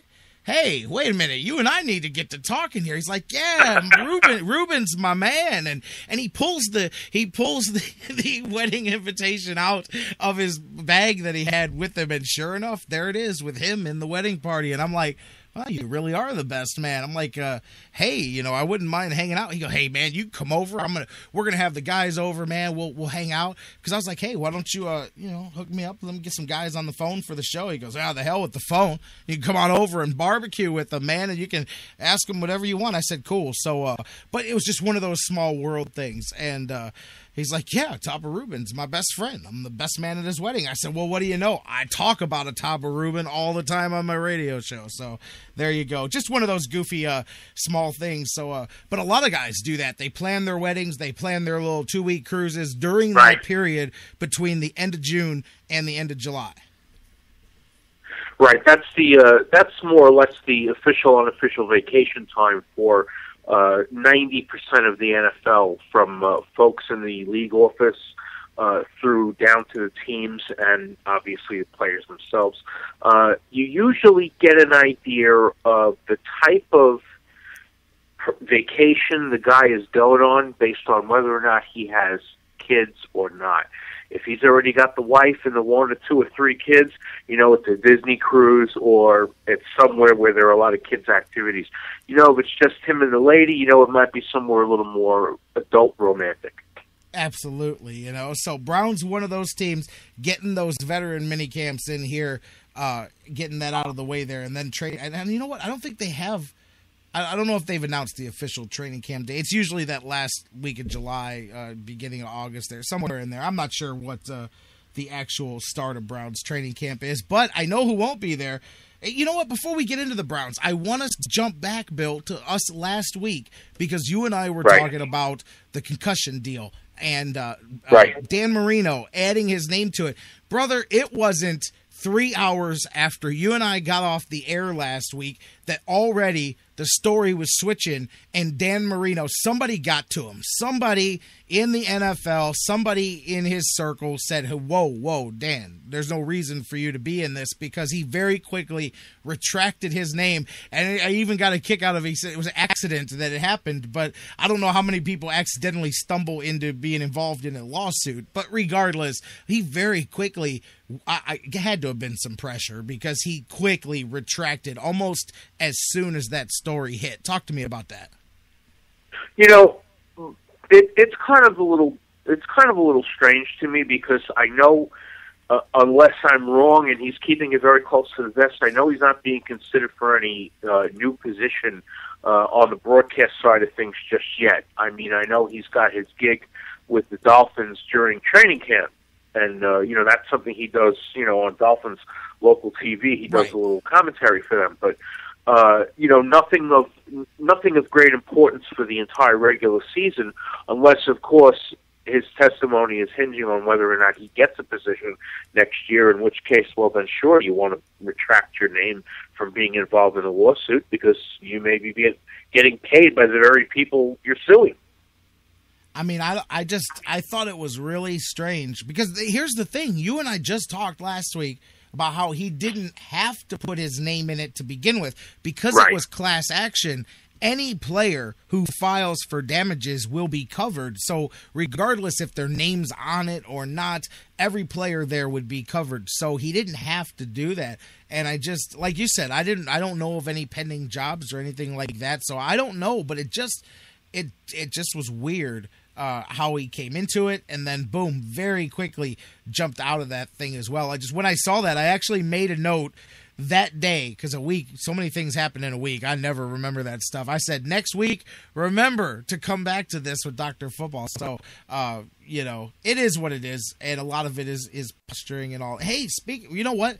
Along those lines, I wanted to ask you your thoughts yesterday, because we've talked a few times, the EA Sports stuff. I know Ed O'Bannon, his lawsuit, it just started taking testimony yesterday, which is going to be big, because his is not just the video games, but just being on television, period, and not getting a cut of the TV money. But how about the settlements? I wonder if one's not slightly related to the other going on the same day that Ed O'Bannon's suit starts doing testimony. They make a $20 million settlement between the NCAA and EA Sports there for the players being featured on the, of course, on the NCAA football video game. Yeah, EA is trying to cover their tracks a little bit. They're trying to do what they can to, try to say, well, we made a mistake and we're trying to rectify it. We're trying to do the right thing here, which is admirable. But by the same token, they had their hands in the cookie jar for a long, long time. So, it's kind of hard not to reach in and grab another one of those soft-backed chocolate chip cookies when you know it's right there. Well, what I find funny, though, is Ed O'Bannon's got guys from EA Sports, though, that are going to testify during this trial that's going on, that started taking testimony yesterday, that EA Sports was more than willing to pay the players all along for their being featured in the video game and all of that. And it was the NCAA that blocked them and told them not to, and that they couldn't compensate the players. But they apparently have written affidavits that they were more than willing and made offers to the NCAA to compensate the players. I think this is all interesting, because none of these trials by themselves, none of these settlements by themselves can handle, like, each one of them is breaking down another aspect of amateurism, another aspect of all of this. I don't know, pretty interesting stuff to watch it as it goes along. But I just wondered if there was coincidence in the day the Ed O'Bannon trial begins is the day that EA makes that $20 million settlement. And part of me was laughing too, because I wonder how many people are involved in the class of that, because I mean, I saw some jokes that everybody's going to get $50 in a copy of Madden, because there's so many. There's going to be so many people making a claim as part of the class that $20 million will, between legal fees and the class, it'll won't go as far as it sounds like it would go for $20 million. Everybody's going to get a gift card from EA Sports for $50. Well, you know what? If that gift card, is a Visa gift card, reloadable. One of those reloadable debit cards may not be such a bad thing, because, you never know when you're going to need some, throwaway money on some plastic, it's funny, man. These go out and rent a limousine or something. I just get it. I'm intrigued by this, by the legal process of all of this. Watching the NCAA and the courts and the battle over amateurism and professionalism, and really, we're going to reach the day sooner rather than later. I said this yesterday. I've said this many times on the show, where the NCAA is going to cease to exist in my mind. Within a couple of years, that group will be replaced by the same group with a different name.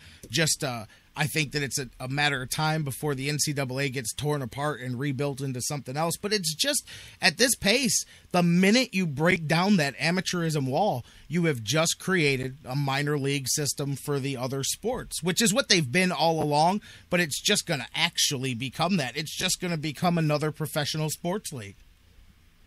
Yeah, and what's funny is we had a clinic here on Saturday locally, and couple of ex-NFL and ex-college players were involved in running the clinic, and it was for youth football. It wasn't just for the high school kids; it was also for the middle school kids playing organized youth football. So, I got to talk to a couple of guys, including two former Cardinals and former Dallas Cowboy. And, something that J-Rocc told me. He said there was never this much money floating around when I was a college player. He said, so this is definitely tipping things, in a direction that I'm not really sure everybody understands, that they don't want to go this way, that they want to try to keep college sports, as amateur as possible. He said, I'm not just saying this for football, I'm saying this for all college sports. So we'll see where it goes and where it ends up. But, there may be some good out of it at the end. The kids may get at least a stipend, sooner or later, and, a good insurance payout if they can never play again. That's really the most important thing. If the career is ruined and they can't play and they're physically altered from that and they can't even live a normal life, at least there's going to be, types of payouts for that.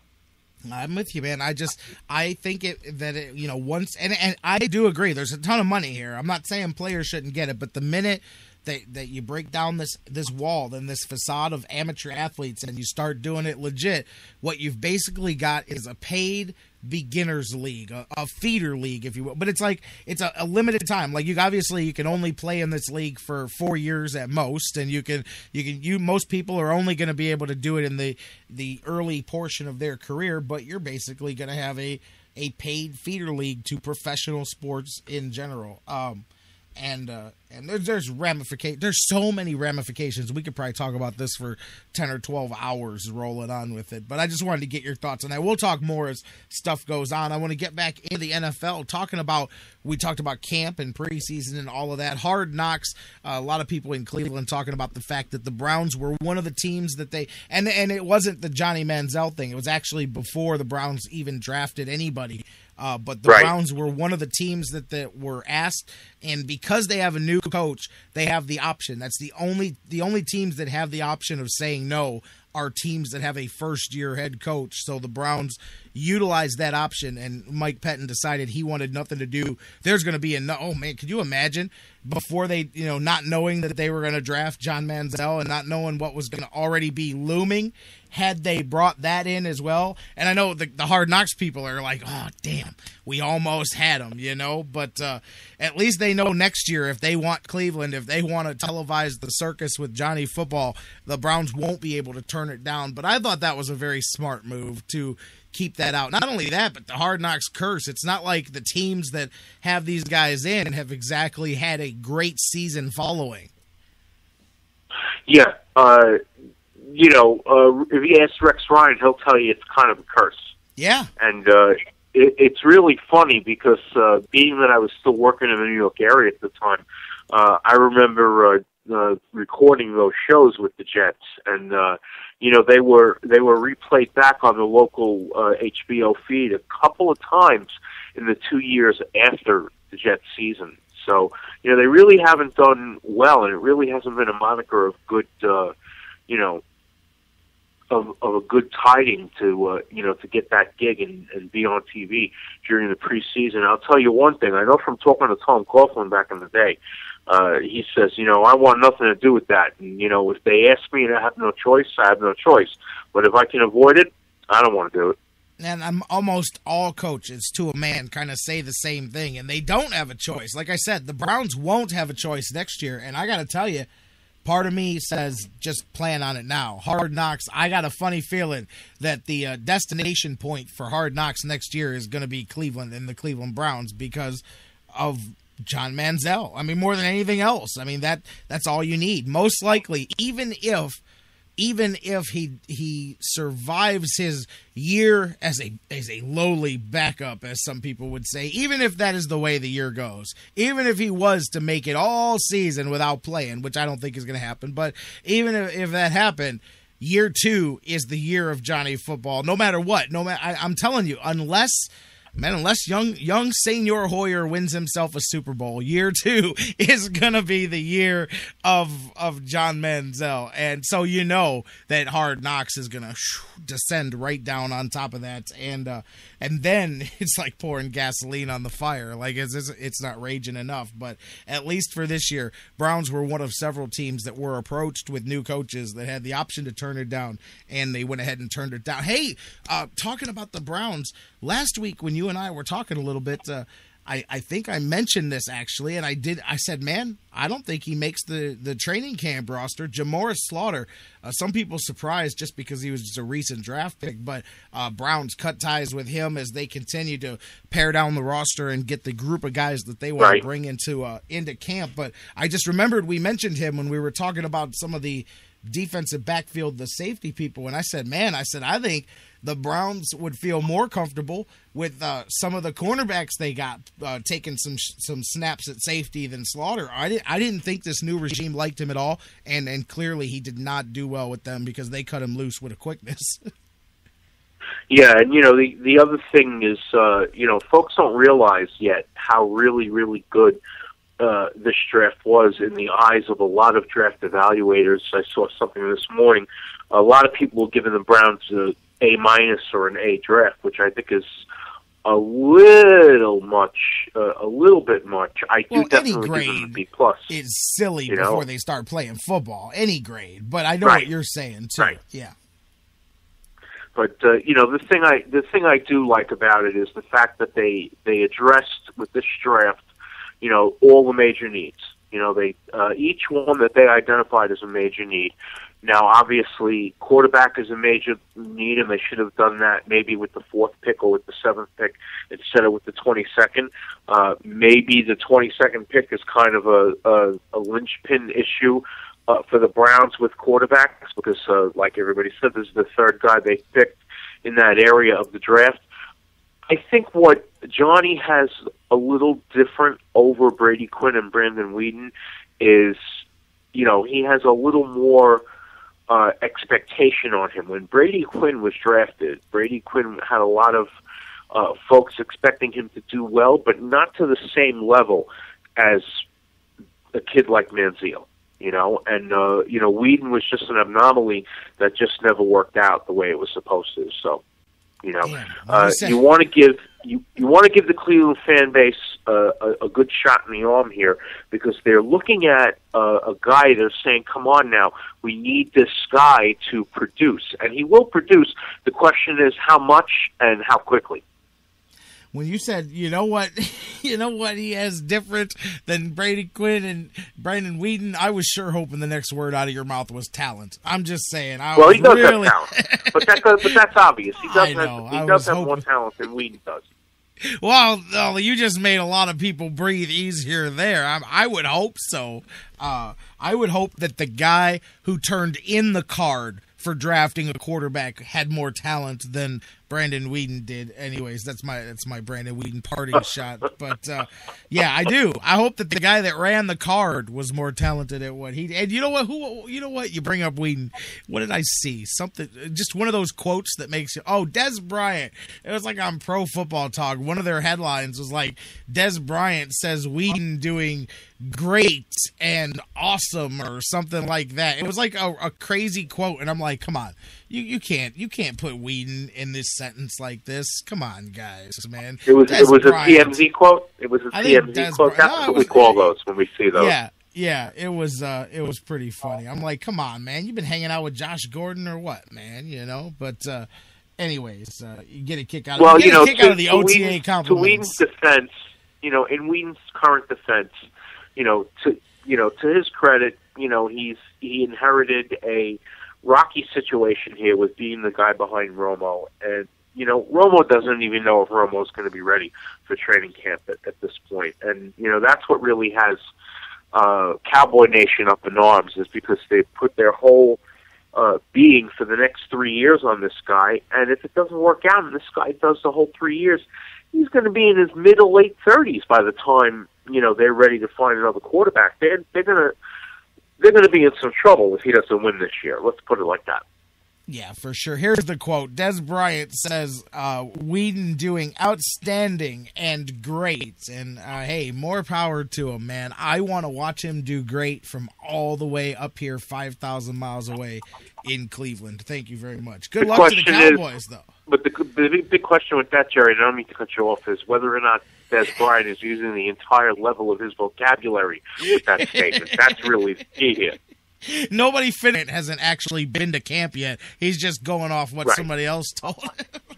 I'm just kidding. I'm sure he's been there. But knowing me, I would assume that the other end of that quote would be, I haven't actually seen him, but that's what people are telling me. Anyways, Dr. Football talking to us here on the Sports Fix. Always a good time here. Hey, the other thing I wanted to bring up, just because it happened in the last week since I really got into talking some football, there was so much, too, like right away, overhype about this Colin Kaepernick contract with a $61 million guarantee and $126 million and all of this. And I'm going, man, when I first heard those stories, I said, I didn't even want to get into the argument of who deserves what kind of money.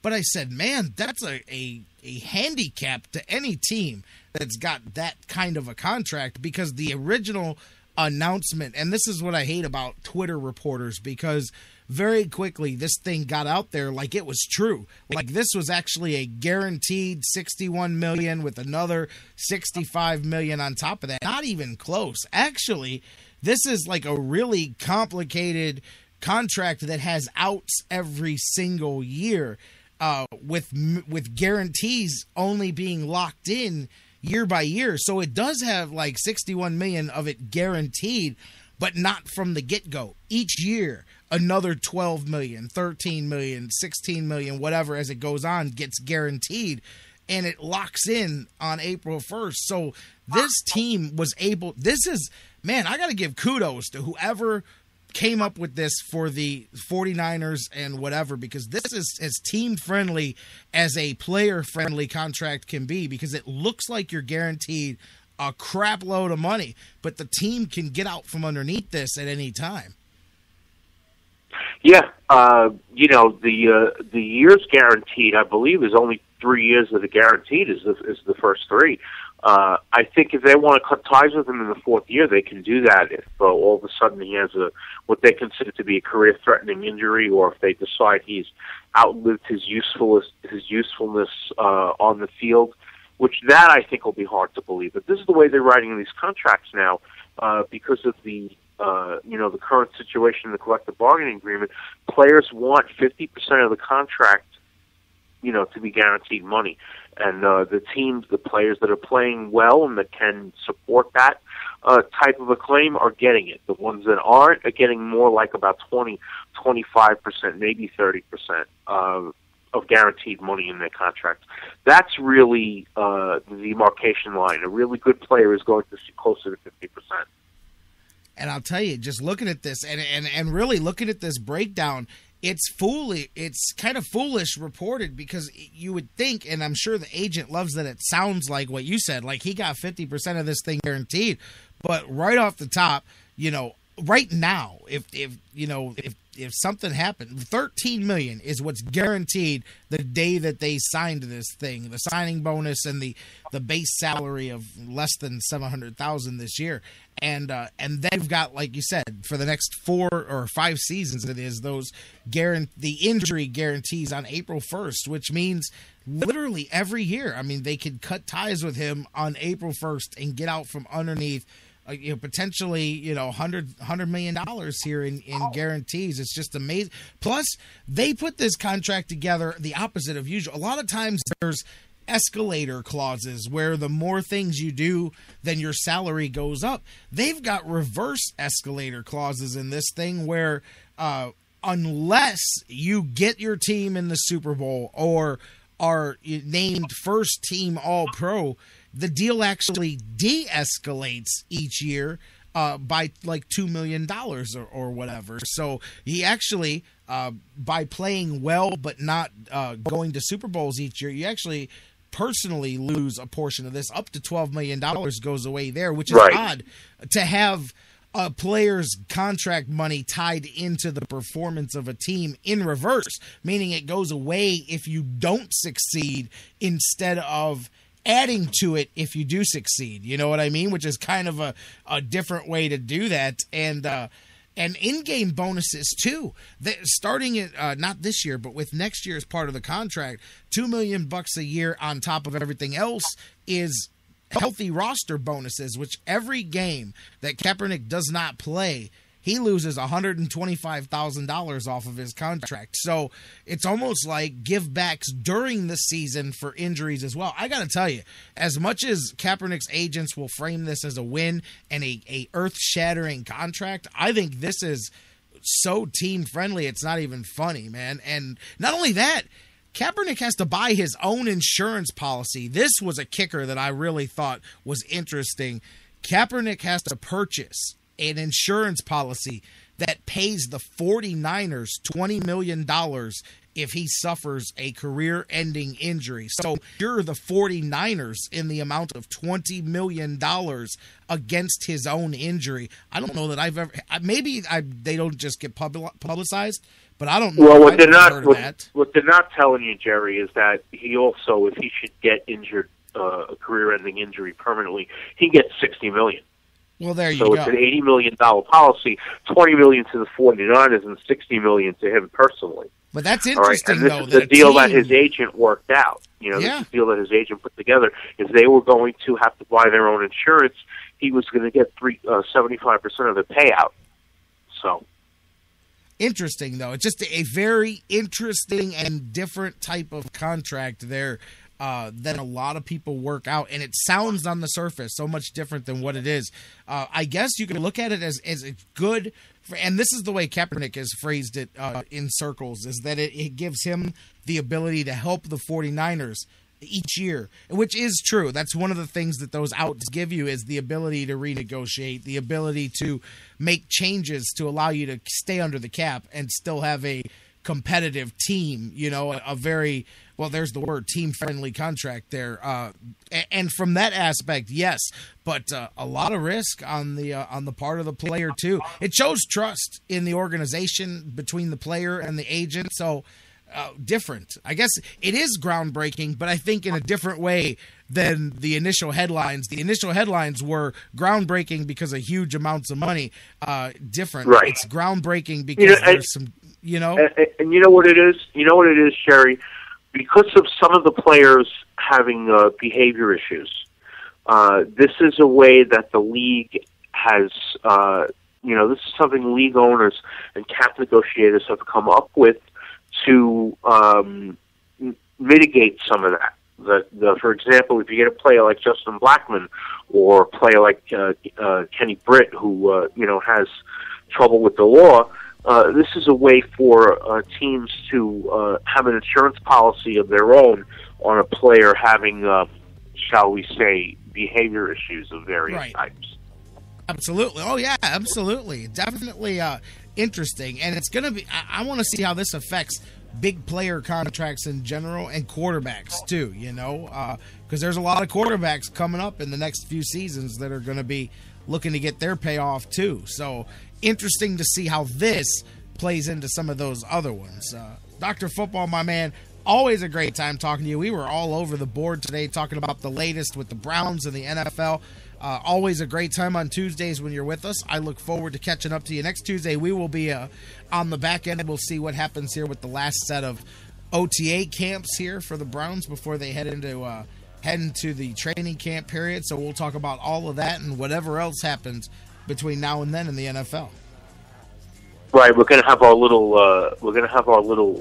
They call it in baseball, when you don't talk about baseball, they call it the hot stove time of the year. We're going to have our little air conditioner, swamp cooler time there from the end of this month until the end of next month. Wait, isn't that what we've had since February, though? I mean, the NFL is good at this. It's not the same with the run-up to the draft. I know. The NFL is good at this, man. They stretch it out. They make it all year long thing. That's what they want, man. That's what they want. That's what they want, exactly.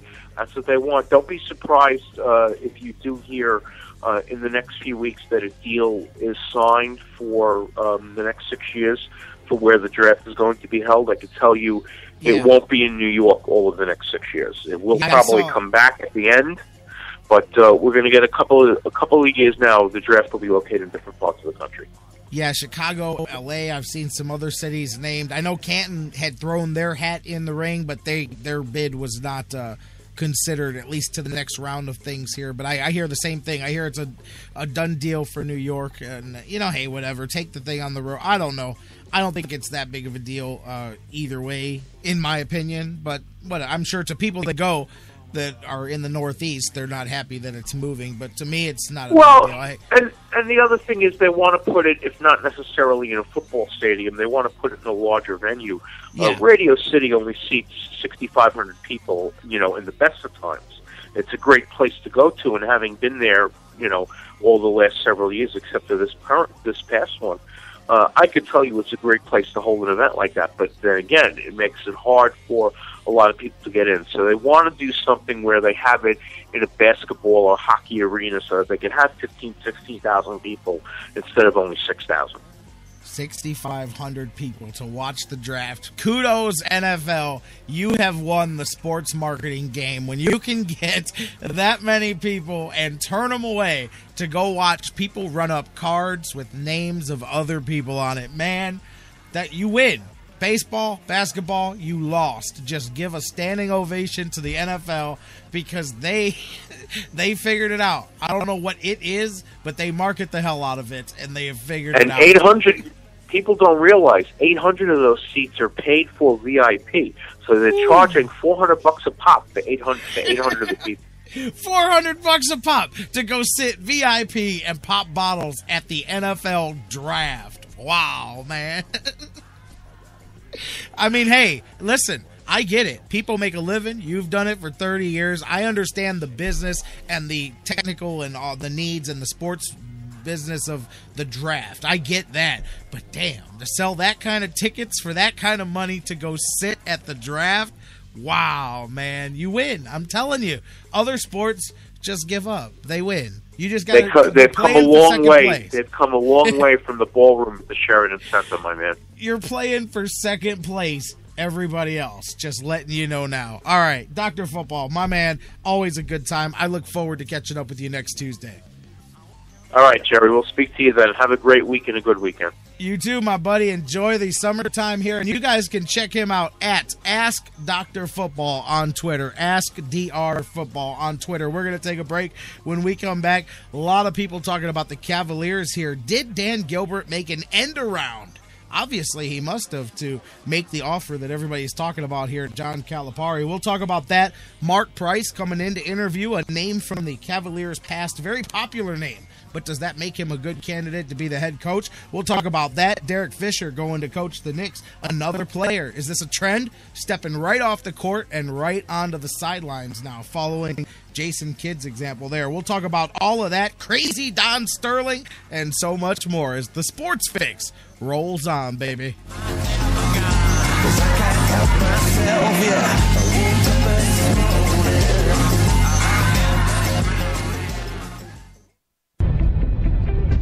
Warning. Listening to the Sports Fix could cause serious injury, bodily harm, or even death. Ah, broken blood vessel! You've been warned. The Sports Fix.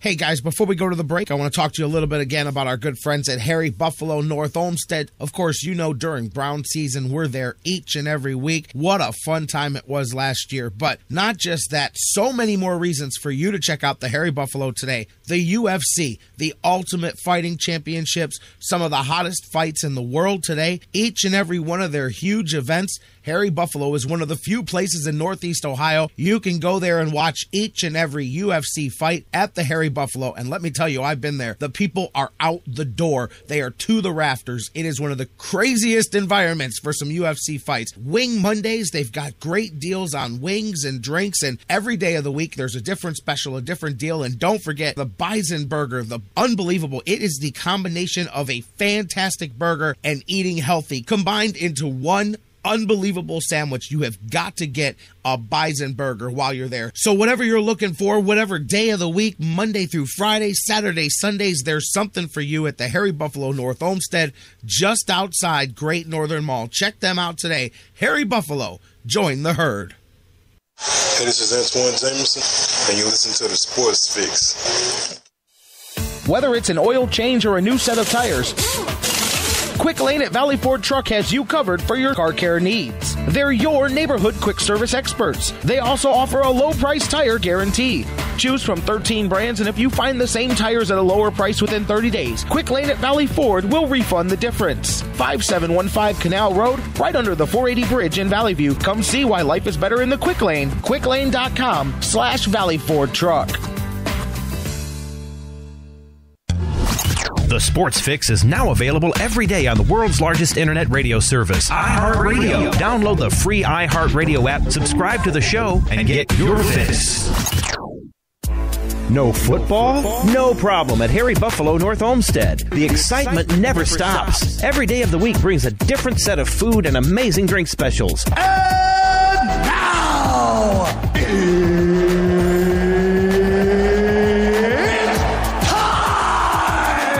fans, Harry Buffalo North Olmsted is the home for every UFC pay-per-view live on the big screens. Let's get it all!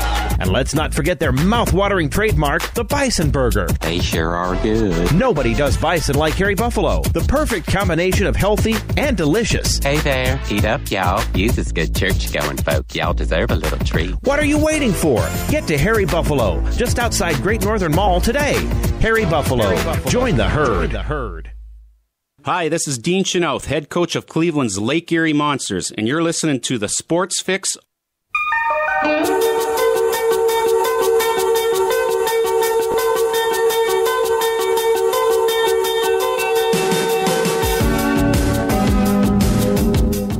Welcome back to the Sports Fix live here on the sportsfix.net. Thanks to my man, Dr. Football, for joining us last segment. J-Rocc back with you. Jerry Myers welcoming you back into the show. The phone lines are back open. 216-539-7535. 216-539-7535. Everybody wants to rule the world, or well, at least some of them. Some of them don't, I guess, when it comes to the Cavaliers. But real quick, I know I don't like that word. I extremely dislike mock drafters. I can't stand them in any sport. NBA, NFL, it doesn't matter. There's too many players to mock draft Major League Baseball, although I'm sure if I looked far enough and hard enough, I'd find a bunch of those too. But man, these goofs over at ESPN have already released like their third NBA mock draft, and they've had the Cavs taken a different person each time. I just saw a headline pop across that said, latest mock by Chad Ford has Cavs taking Embiid with the number 1 pick. And I'm like, man, last week it was Wiggins, and 2 weeks ago it was Parker. You're just going to rotate between the three until we get up to draft time here. And I know we joke about it with Mel Kiper and those goofs on their NFL mock drafts, and how they had a different one every week. And that's the secret. If you want to be a good mock drafter, the secret is in the quantity, not the quality. Put out 20 of them. Cover every combination possible. And then guess what? You were all right at some point in time. So that's the secret. Throw enough crap up against the wall, and some of it will stick. And then you can say, look, see? I got that one right. So I saw it pop up, and I said, come on. It says Ford's new mock draft has Cavs taking Embiid at number 1. And I'm like, that's some gun whatever. Had him taking somebody different just a few days ago. But you know, so much has changed for the team that doesn't have a coach. Doesn't have anything in plans yet. But jeez Louise, man. Vashawn, I understand you're in the chat room. He says, "Oh, it changes based on the coach interviews and the style of play." No, your theory is right, but no, it changes based on getting people to click the button and read your stupid little mock draft article more than anything else. Although in theory, you are right, but that's not why these guys do it. Welcome back into the show.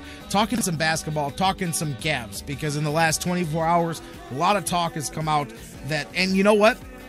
I did not say that it was the Cavaliers, but I remember when I saw the thing a couple of days ago about John Calipari signing a new contract. I told my one friend, I told him, we were talking on the phone, and I said, I guarantee you that somebody made him an offer. I said, usually when a guy does an extension like this in the middle of nowhere, it's because he has an actual offer from another team. Now, actually, I was wrong about the timing because supposedly this contract extension was already in the works there, but I don't know about that. I think it has to do with, and it's now come out that the Cavs are that team. Now, I did not know the Cavs. I didn't sit there, and I'm not going to pretend I said, hey, the Cavs made him an offer. But the minute I heard about that extension, I said somebody made him at least an overture. And this is now the university saying, okay, let's lock this up. We want you to stay here. Here's your contract. And boom, use the NBA as leverage to get that deal. Well, it may have turned out that team was the Cavaliers, as the story has come out now. I think Yahoo may have been the first ones to break it out there, but and I've heard several numbers. I've heard 60 million, I've heard 80 million, but the gist of the story is that Dan Gilbert himself did an end run around David Griffin and spoke with Calipari's people and made an offer. And as I said, one set of numbers, Yahoo is saying 7 years, $60 million. I know ESPN and a couple of other analysts had said 10 years, $80 million. Either way, it's a mega contract to not only be the head coach, but to also be the president of the Cleveland Cavaliers, which would put him above David Griffin on the food chain, which would now have David Griffin answer to him and in that whole hierarchy of the way things go. But Dan Gilbert himself said to have made this move on his own in part of the thing here. So let's start right there. Well, let me start with the fact that I don't like John Calipari, and I don't want him to be the head coach. I don't think he's a very good head coach, to be totally honest with you, and I don't think it's very difficult to win with a bunch of the best athletes every season coming in and doing the whole one and done thing. And anyways, that's another story for another day. But I'm just not impressed by John Calipari. He just doesn't do it. I don't even care about being impressed. I just don't like him that much to be the coach of the Cavaliers. And I don't mean personally like him. I don't like him as a coach. And I don't want to be the team that brings him back into the NBA. I know some people right away throw out, and this is where his name began with the whole being attached thing to LeBron James. And I got to tell you, I don't know what's going to happen with free agency, but if you think that Dan Gilbert is not willing to bring LeBron back, I think at this point you're nuts. I know a lot of people hold out there. The ones that don't want LeBron back think, wow, Dan Gilbert will never do it. You're nuts. Every move that Dan Gilbert is making, and me being a person that does not want LeBron to come back to town, it really pisses me off. But every move that I'm watching the Cavaliers make is being done to do the exact same thing you did. I mean, you know what they say? You don't learn your lesson, you guarantee to repeat it. I mean, why don't we just get hands across Cleveland again? Let's pop up some billboards. Welcome home. Please come back home. Let's do that again. Kumbaya, hands across Cleveland. We'll get some videos made up. I'm sure MGK will pop one out. We can get Michael Stanley to pop one out. Cleveland's our team. Come on home, LeBron. And let's do it just like we did. Just like that city of Cleveland did. What was that? In July, in June, late June, around this time of year. Back in 2010. Let's do it again. I dare you guys to go ahead and beg that man to come back home so he can leave you standing at the altar again. Get out of here. But every move that Dan Gilbert is making says to me that he is trying to convince LeBron James to come over and run his basketball team. Because he's not just asking, you're not just asking the guy to come and play, you're asking the guy to come and run your team and whatever. So, and I think that is the Calipari thing in a nutshell. All the talk that, oh boy, LeBron would love to play for Coach Cal, and that's the one thing that would, everything seems to be the one thing that would convince LeBron to come back to Cleveland. How about doing the one thing that would win some basketball games? And then it doesn't matter who you're talking about. If you're talking about LeBron, if you're talking about Michael Jordan, it doesn't matter. They would want to come and play for the team no matter who they are. Do things to be a better team. Don't do, and I don't mean this about LeBron, anybody. You don't do things for one, you don't put all your eggs in one basket. You've done this before. And that's the thing. That's what I always thought Dan Gilbert would hedge his bets when it came to. I always said, I think Dan Gilbert's a good enough businessman to be willing to entertain the idea of bringing LeBron James back to Cleveland. But at the end of the day, logistically, I saw a lot of problems in it, and I just don't see a good ending coming from it in a lot of ways, business ways, a lot of different ways. But, I always thought, I don't know, on Dan Gilbert's end, but now seeing these moves and seeing these things, and it's just, I'll tell you what I'm seeing in the Cavaliers, and you can say it's good or bad. I think it's bad. I'm seeing desperation in Dan Gilbert in the front, not in the front office, because David Griffin thinks he's here for a while, but I don't know how long David Griffin's going to be here if he's getting end run around the job, which is another story to look at in this whole thing. But man, I got to tell you, all of a sudden you're starting to see a lot of snap decisions made by Dan Gilbert. You're starting to see a lack of, hey, Mr. Press Conference, and I like Dan Gilbert. Mr. Press Conference never met a statement he didn't like to make. All of a sudden goes silent. El Silento on the whole everything. He's not talking. He's not talking to nobody. Nobody knows where he's coming from. Like I told you guys yesterday, the Cavs have been very transparent all along. I'm able to get anything I want from them when I ask them a question. Nobody's making statements. They turned into the Browns with this whole coaching search here. They're not making any comments on who they're interviewing and everything. They're doing all the same things that we complained about the Browns. It's because they're trying to control their own narrative right now. They're trying to whatever, man. I got to tell you, I just think a lot of it is coming from the top, from Dan Gilbert, and he's being hands-on in the bad way. There's the good way of being anxious, and I think, a lot of people have given Dan Gilbert benefit of the doubt that that's what he was doing, but you're starting to see a lot, and it worries you about the future as well. And you know what? Say what you want about LeBron coming back.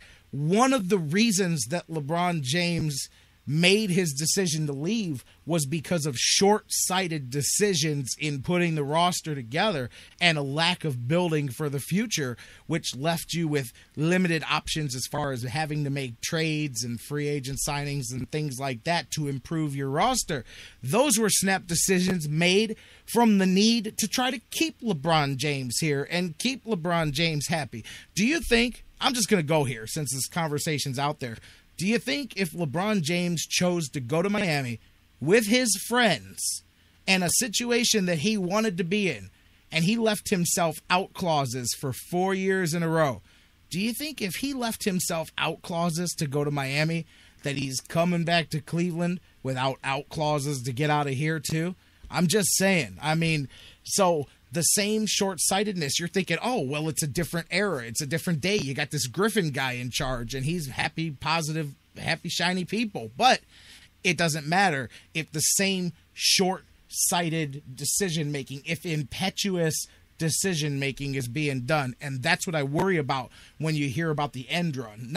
Not necessarily that it was Coach Cal, although I'm not, like I said, into that at all. And you heard Billy Donovan was another one that was out there too. I'm not digging this whole college coach, and I know Cal had been with the Nets before, but I'm not digging the whole college coach thing.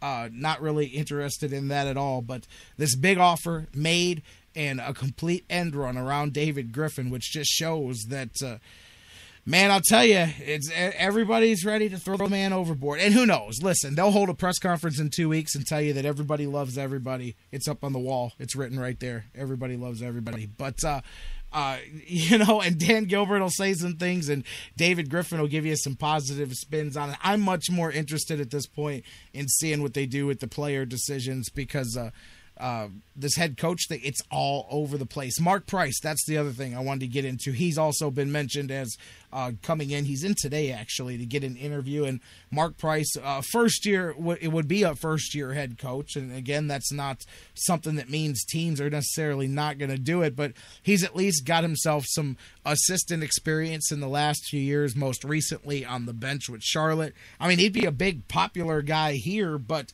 I mean, if I'm going to sit here and say, I don't want John Calipari or Billy Donovan, I don't know necessarily that just because he was a popular player, I don't know necessarily that means that I want Mark Price, although I think we've seen that players, obviously can do it, and certain players are more, their skill set is more beholden to being a good NBA head coach, and I think Mark Price may be that person.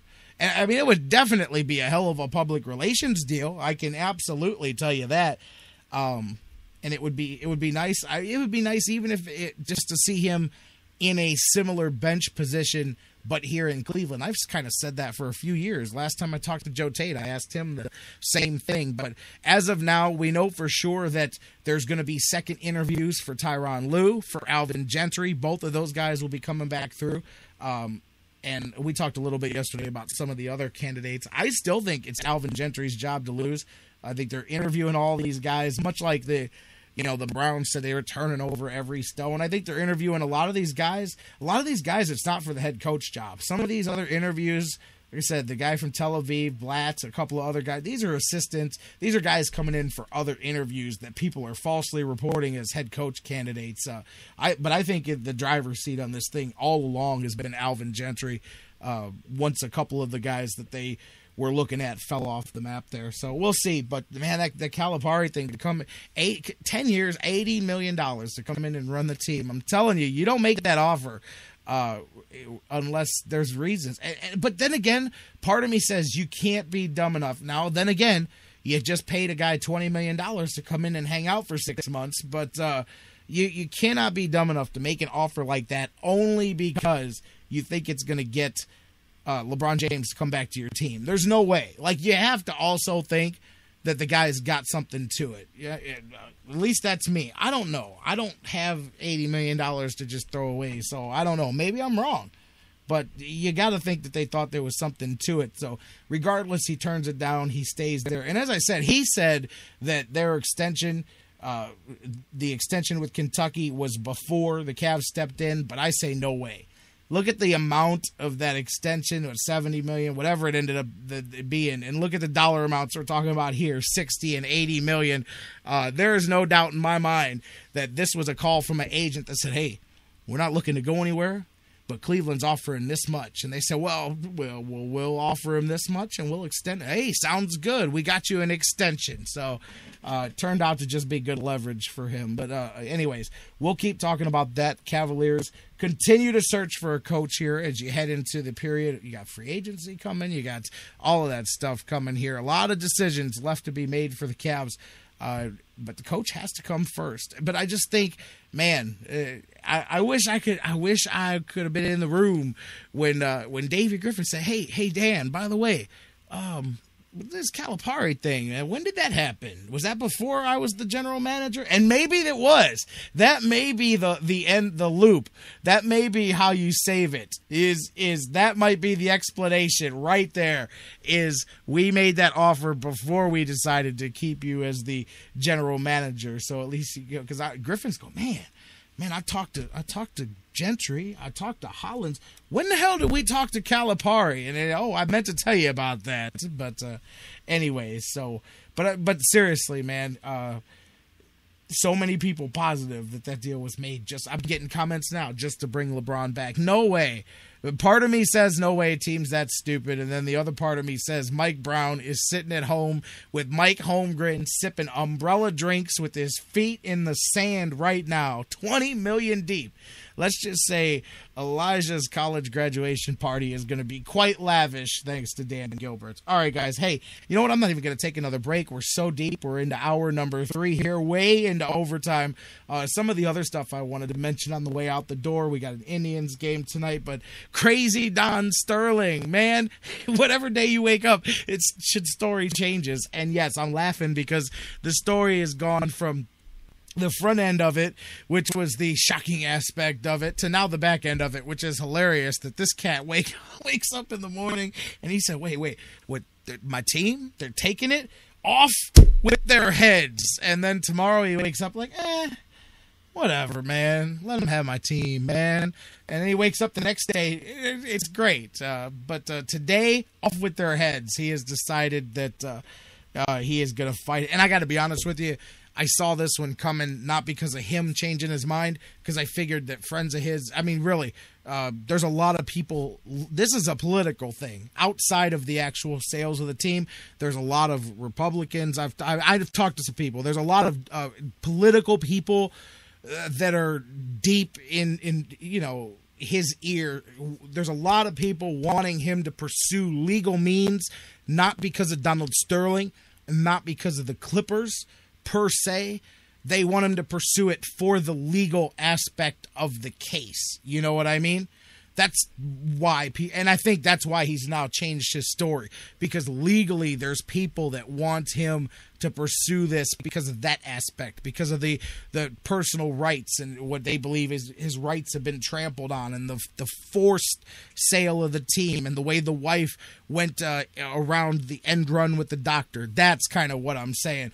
I think that's the motivation behind this. That's why he is sticking to his guns, I guess, as you'd say, because I'm sure that there's some high dollar people, there's some high leverage political people that have gotten in his ear. I know of some of them that I've been told, and there's definitely some pressure externally for him to continue with this thing. So it's not just crazy Don Sterling. There's actually a reason why he's. But we just the other day, headlines. It'll show you headlines. Headlines are good for blowing your nose with. A couple of days ago, headlines: Sterling ready to move on. Next day, Sterling, nah.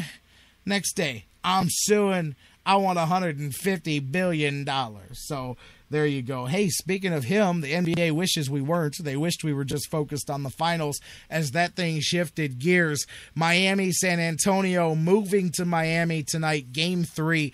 San Antonio, I think you guys heard it on the news. San Antonio, the last team to win a playoff game in Miami against the Heat. They won Game 1 of the finals there last year. They look to win Game 3 here tonight. Good first couple games of this series. Now let's see what happens when it shifts gears. I got to be honest. I told a buddy of mine last night, I thought it would be funny. Arena people went kind of tongue-in-cheek and went overboard with the air conditioning tonight. Like, I thought, man, you smoked us out with the heat the other night, so we're going to return the favor. It'd be like 55 degrees at game time in there. Guys, having to warm up before the game, literally having to warm up before the game. And then you can have the counter to the heater gate. You could have the air conditioning gate. But tonight's going to be a good game. 9 p.m. tip-off for that one. Game 3 of the finals on ABC. Let's see who grabs Game 3 here. This thing's going to go back and forth. I told you guys, I thought, the first... Man, I still got the Spurs taking this thing in 6, but as we said, we were having some fun making fun of what happened with the cramps and all of that. But, great players bounce back and have great games. That's exactly what LeBron did in Game 2. Spurs kicking themselves for missing them free throws. That's a big part of it. I mean, you missed those 4 free throws down that run right at the end of the game, and you lose by 2. But Spurs know how to win on the road. Heat damn sure know how to win at home. So Game 3 is tonight. It's not a must-win for either team. I'm not going to go that far, but it's an important game. Looking forward to seeing how both teams play tonight as they get it on with Game 3. Game 3 in the Stanley Cup, too, on our way out, man. No overtime for once. The Kings said, you know what? We're just going to take the game that we're paid for tonight. They're getting ready to sweep that Stanley Cup Finals. And We'll talk about that with Doug Plagans. He's going to join us later on in the week. Kendall Lewis is going to be back with us later on in the week. I believe this week we're going to start a regular weekly segment talking to Kendall on the show. Looking forward to that. I have got a ton of other guys coming up over the next couple of weeks that we've been working on behind the scenes. Some cool little nifty interviews and segments. It's going to be a lot of fun here as the summer rolls on here on the Sports Fix. Hey guys, thank you guys so much for being with us again today. A great show. Well, at least I hope it was. On my end, it was great. I hope it was on yours, too. Tonight, on top of the NBA Finals, of course, you got the Indians in Kansas City. Game 1 of 2, 8:10 p.m. is the first pitch between my man Corey Kluber and Jason Vargas, the lefty. Let's see if the Tribe can stay hot, even with a lefty on the mound the other way. And then tomorrow, 2:10 tip-off. Yeah, you guys. Here we go with this afternoon game again. Thank you, Indians. Trevor Bauer, Giordano Ventura, tomorrow at 2:10. We'll talk about tonight's game tomorrow as well. Dan Wismar from the Cleveland Fan will be here and so much more. So, guys, enjoy the finals. Enjoy the Indians tonight as they head to Kansas City, and then come back and talk to us about it live right here tomorrow. Same bad time, same bad channel. Hey, Cleveland, have fun tonight. Go Tribe. We love you, Cleveland. We'll see you tomorrow right here on the Sports Fix. Every